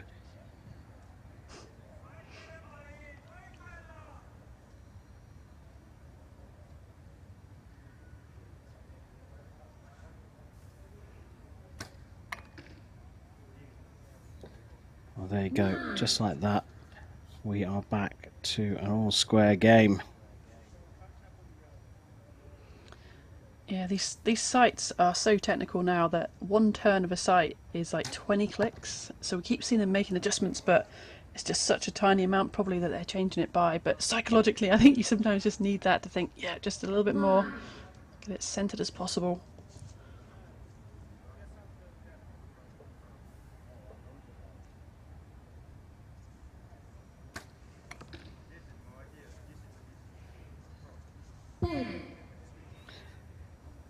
Can feel the tension ratcheting up, can't you?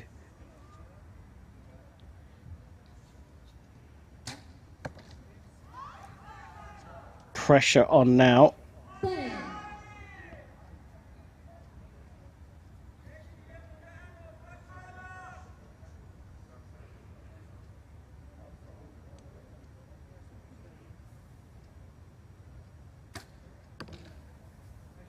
And pressure has been applied in a big way. A 1-1-2 turned around from a 1-point lead into a 1-point deficit. And Hadi Norrie of Iran leads this one. That final 10 in that end for Norrie really did appear to apply the pressure. Did you see anything technically wrong with Shigev's shot? No, nothing specific, but like you say, tension is all on here. I mean, they're fighting for this bronze medal at World Championship, so the pressure is going to get to you. The match is building. That's the 4th out of the 5 ends. You've got to stick to the process, keep doing those normal shots.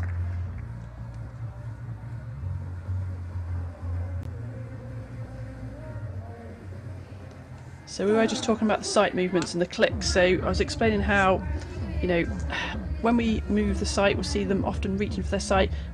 There could be 20 clicks in one turn. One turn is one movement, one thread. So it's a couple of millimeters. So a whole turn might not even move the arrow by a colour band. So they're tiny, tiny movements. Tiny movements on the sight. Those tiny movements make a lot of difference 50 meters down the range. And sport at this level is all about small details. Shigeev starts the fifth end, trailing by 1.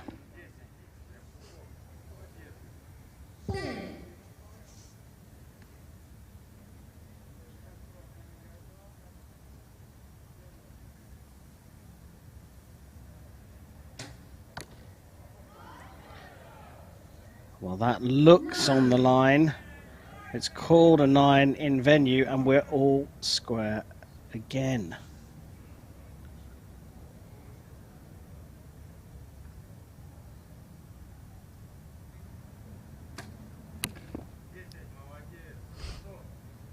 Sounded like he hit the other arrow, didn't it? I think he's going to make a line cutter on the line.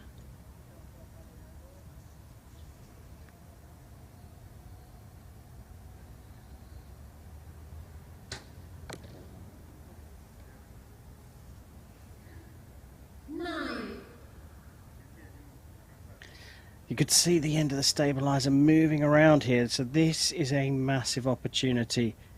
Bronze medal will be Shigeev's with a 10. He's put it into the 10 and he's put it out of reach. A 1:42 finish can't be matched by Hadi Nori. Difficult arrow to deliver here, but the pressure's off and he whops it into the 10 for a 1:41. So an incredibly tight match, but it is Bahir Shigaev who's made it through to the podium. He will be back here on the range to collect his medal very shortly. The absolute despair there of the former world champion Hadi Nori from the Islamic Republic of Iran. It was not to be here in Dubai. Bahir Shigaev has taken bronze. We wait for the final confirmation, of course.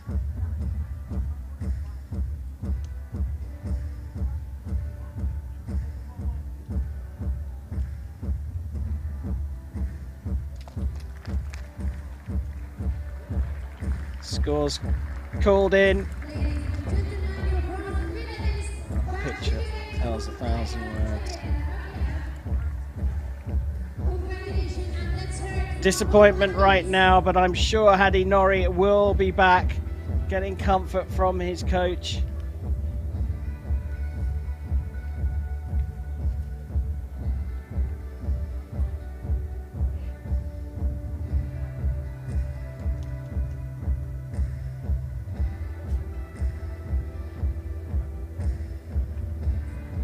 There we have it. Bahir Shigaev of the RAF has taken the bronze medal here in Dubai at the 2022 World Archery Para Championships, and he will be back to collect his medal very shortly. Don't go far though. We've got one more to go here on the first day of 3 live days of coverage here at these championships, and it is the gold medal, the compound men's individual, and what a match we have to finish things off. Ladies and gentlemen, please welcome the coaches and judges to the field of play.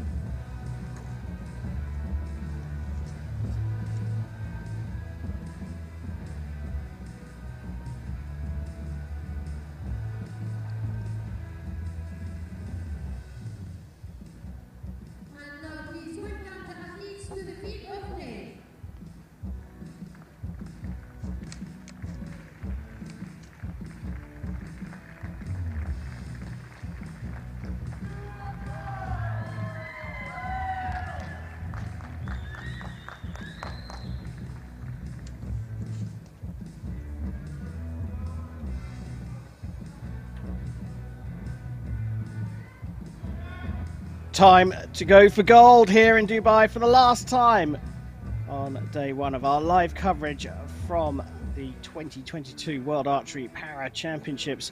It's the compound men's individual gold medal match.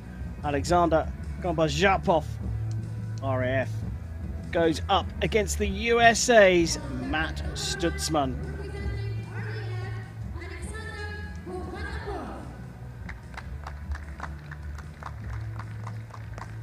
Oh, Nikki, this is a huge matchup, isn't it? I'll let you tell the story because it's fantastic. Yeah, it really is. I mean, Matt Stutzman, obviously been on the circuit for several years now. Medalist in Rio in London 2012, and he's inspired this archer from the RAF to, you know, pick up a bow and shoot in the way he does with only just actually one limb.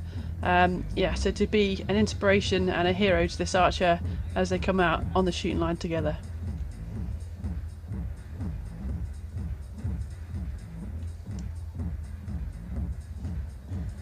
Talk about sport inspiring those when you're going up against the person who inspired you to take up the sport for a world championship title. You can't ask for more. Huge matchup here. Alexander Gombazhapov against Matt Stutzman for the last gold of the day, and it will be Gombazhapov who will get us underway. And just look at how talented these athletes are.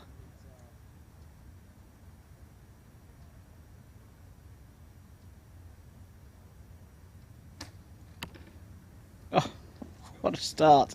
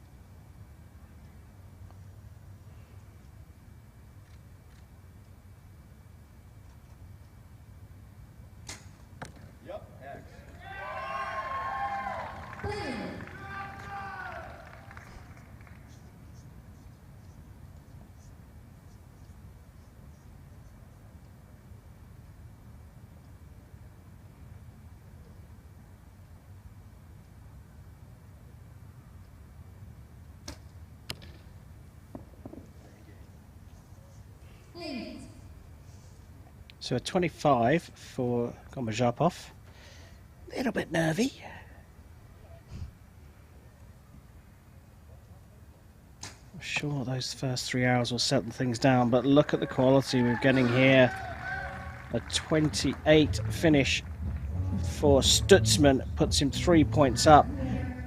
Nikki, look, let's just get the elephant out of the room for some people here. We know these athletes well, and it's nothing to them. But look, it's obviously incredible to see them, especially Stutzman, loading his own arrows when he's just got one limb. Some help for Gombazhapov from an assistant. But when we talk about technique, when we look at this, it's exactly the same thing. You look at their faces, you look at their eyes, the determination to take this medal is there. Absolutely, you know, this is what I love about Paralympic sport, you know, an opportunity for anybody to get out there and compete. And these guys have competed against archers with an issue with just one limb, or, you know, and they've beaten all that field, they've come this far, and they're here now in the final. So, yeah, it's just incredible and inspiring for everybody. Get a really good look at how these guys are setting up. That Stutzman there. It will be Alexander Gombazhapov who'll get the second and underway. Gets assistance loading the arrow from his coach.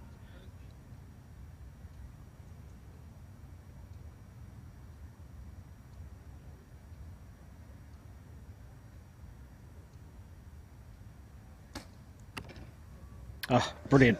And it's all about process still. It's exactly the same thing. They're going through the same process. If you look at them both, they're following the same pattern of loading the arrow, drawing, slightly different processes, but all Yeah, I mean, with a all view the to taking structure. a world title. Yeah, all the structure there exactly the same, like you say, in what they're doing. You can clearly see the RAF archer just kind of opens his mouth to set that release aid off. So everything's loaded up. He's aiming in. He's got that back sight. You can see him looking through, then into the scope. When he's ready, open your mouth. 9.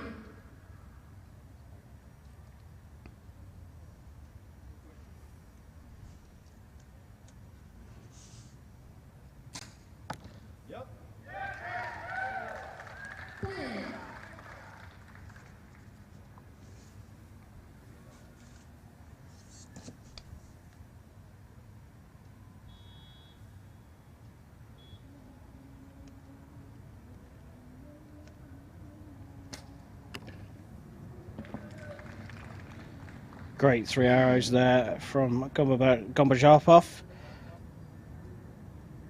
54 for him.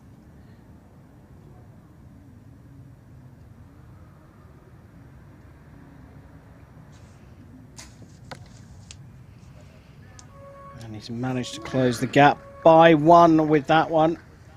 But Stutzman still leads by 2.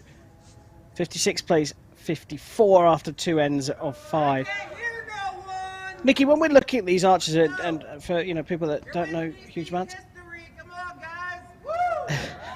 you're witnessing history. He's a character for sure, and a self-anointed armless archer in a world final, going for his first world title or first individual up against another armless archer, and he's just saying to the crowd, "Look, you're witnessing history here. Let's get in with this." But just going back to the sport itself and the technique, Stutzman's very much more side-on with his face. Is that anything to do with eye dominance, or is there a reason why Gombazharpov is a little bit more both eyes focused on the target? I'm just looking. They're both using the right leg as well. That might have something to do with it. Just have a closer look.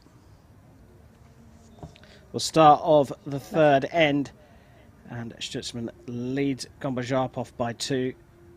Gombazharpov to shoot first.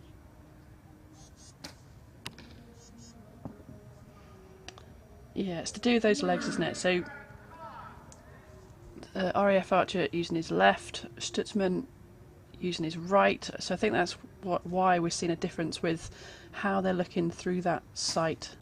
Yep.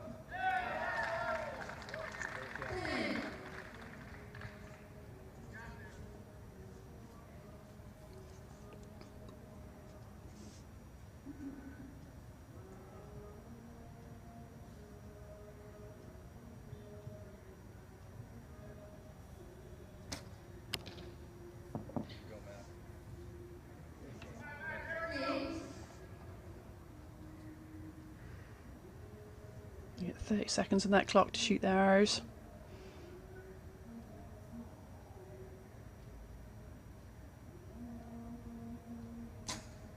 Yep.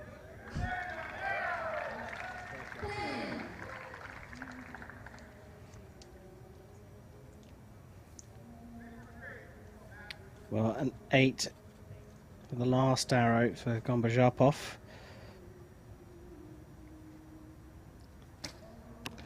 Could be sneaking away from a lovely 10 though to finish off and to right the ship. An 81. 86 possible for Stutzman.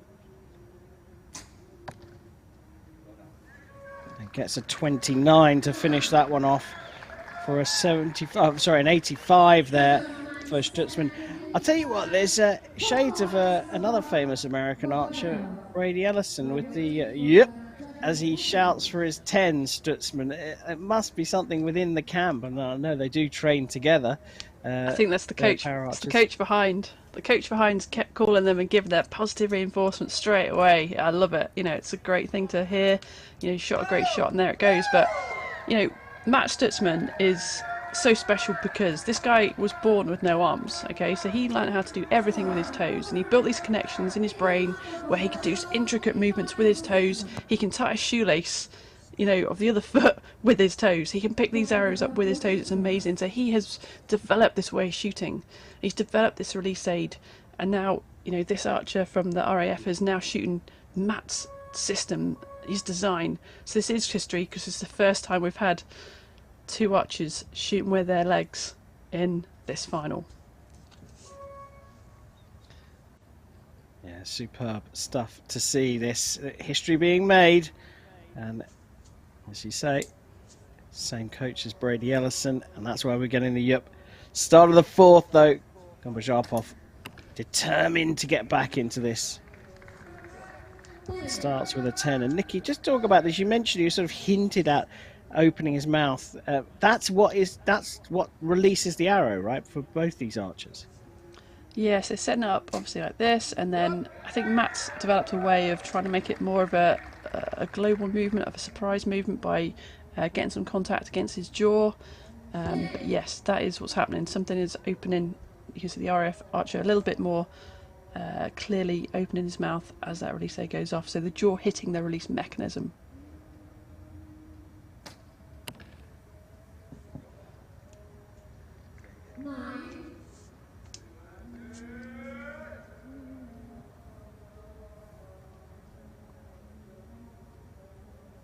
Incredible quality here. Oh.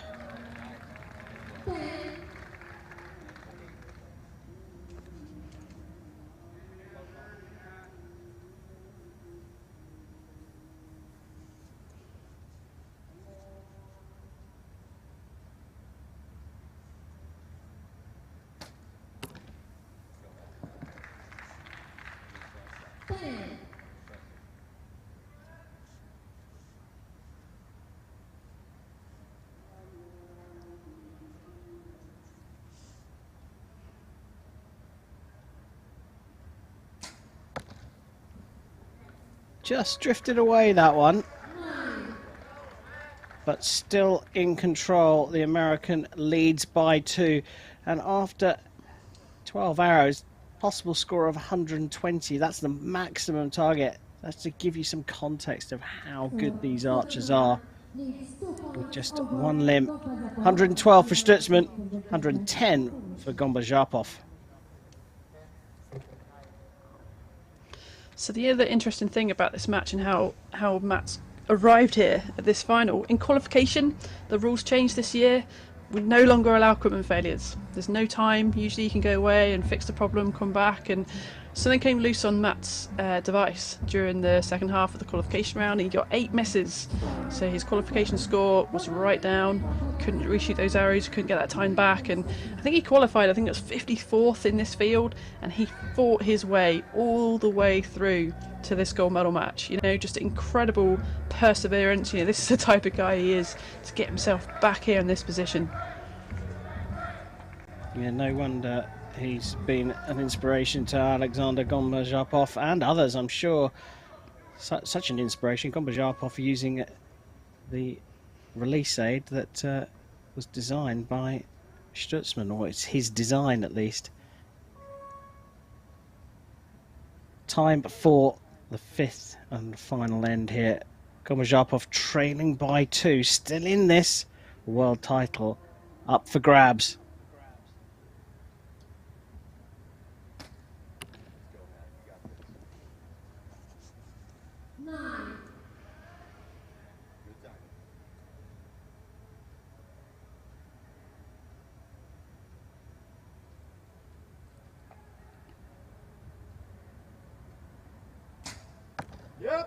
Oh.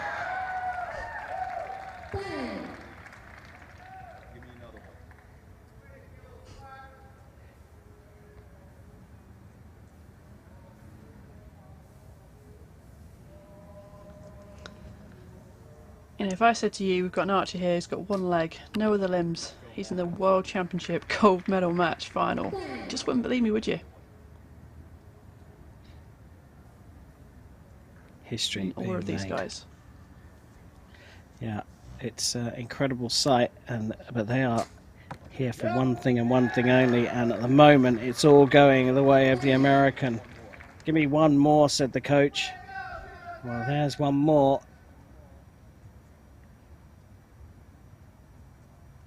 You'll want to finish with a 10 here.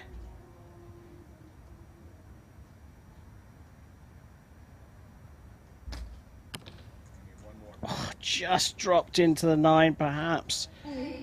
Just a little pressure, rushed through it, a smile on his face, finishes with a 132. This for the world title. You can do the maths. I don't think you're going to need to, because it's right there, a perfect finish for Max Stutzman. It's something he's been waiting for. History has been made here in Dubai, and I think for the neutral, it's very fitting that it is Max Stutzman who has taken this world title in the compound men's individual. What a brilliant final. What a brilliant match. And we will see these two worthy athletes on top of the podium a little bit later on. Not far from now, but what a performance. You are a world champion, Mr. Stutzman.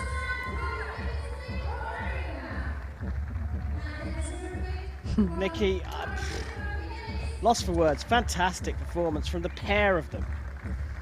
Yeah, just insane. You know, just grabbed a pen out of his bag, signed his hat, and given it to the guy he inspired and met in the gold medal match. You just can't write this stuff.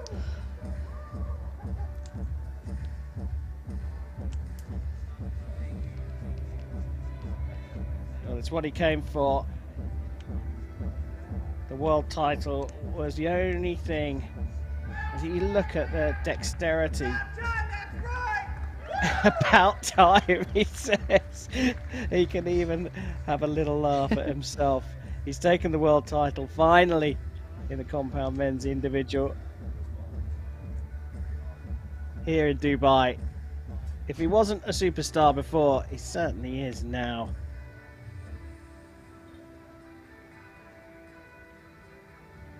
And don't be impressed. Don't be amazed. He doesn't want you to be. This is his daily life. This is what he wants. He's come here and he's, I'm an athlete. I want to win the gold medal. And he has done that. He's the world champion here in Dubai. Hey, I wonder how much one of those would go for online. Brilliant stuff. Max Stutzman, the world champion here in the compound men's individual, taking the title from Alexander Gombajarpov, the RAF, and it's Bahir Shigayev, his teammate, who's going to be on the bronze medal step. Medal ceremonies coming up very soon. But before they do, Nikki, it's time for me to ask you, as always, for your highlight. And I know there are a lot of highlights there, but I think I know what you're going to go for. Yeah, what a day. Amazing archery we've seen all day today. Fantastic matches, brilliant athletes, but has to be said, history's been made. 2 armless archers made the gold medal match, and Max Stutzman taking his first ever world title. Fantastic. Yeah, superb performance, and we're going to see them all again very shortly on the podium. The last of the medal ceremonies coming up here in Dubai, and this is the first of 3 days of coverage here from these championships, the culmination of these championships, which have been absolutely superb in the desert sun here in the United Arab Emirates.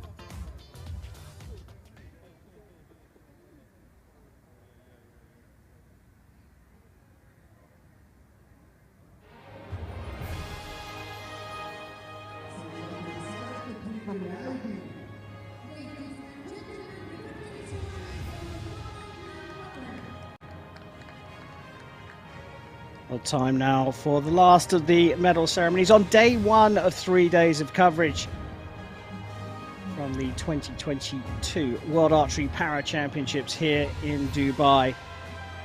We've seen all the compound disciplines concluded here today. Much more to come on this triple header of a weekend. First up though, time for the medals in the compound men's individual.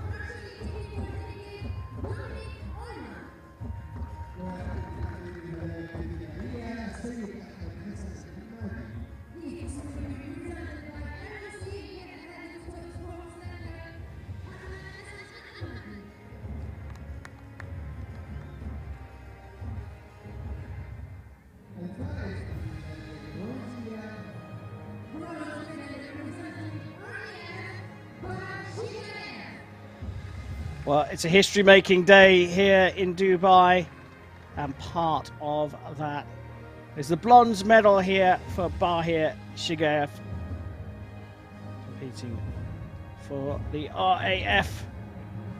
His name will be part of the history books.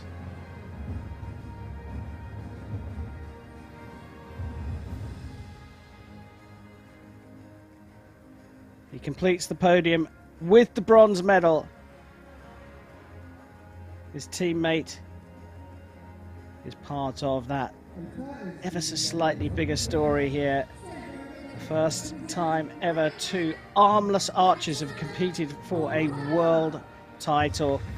Coming up in second place, but only just, it's Alexandra Gomba-Jarpov of the RAF.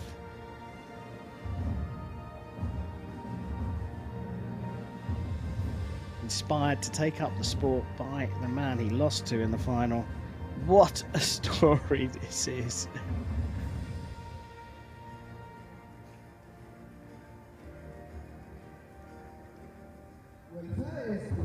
Well, you can see the smile beneath that mask. He knows he's been part of history, and that's because he has gone up against this man, perhaps the biggest character at the moment in world para archery. He is now a world champion. It's the USA's Matt Stutzman. He's taken the compound men's individual gold medal here in Dubai. The Cityscape trophy placed on the podium. Takes hard work to become a world champion. Let's celebrate with him with his country's anthem.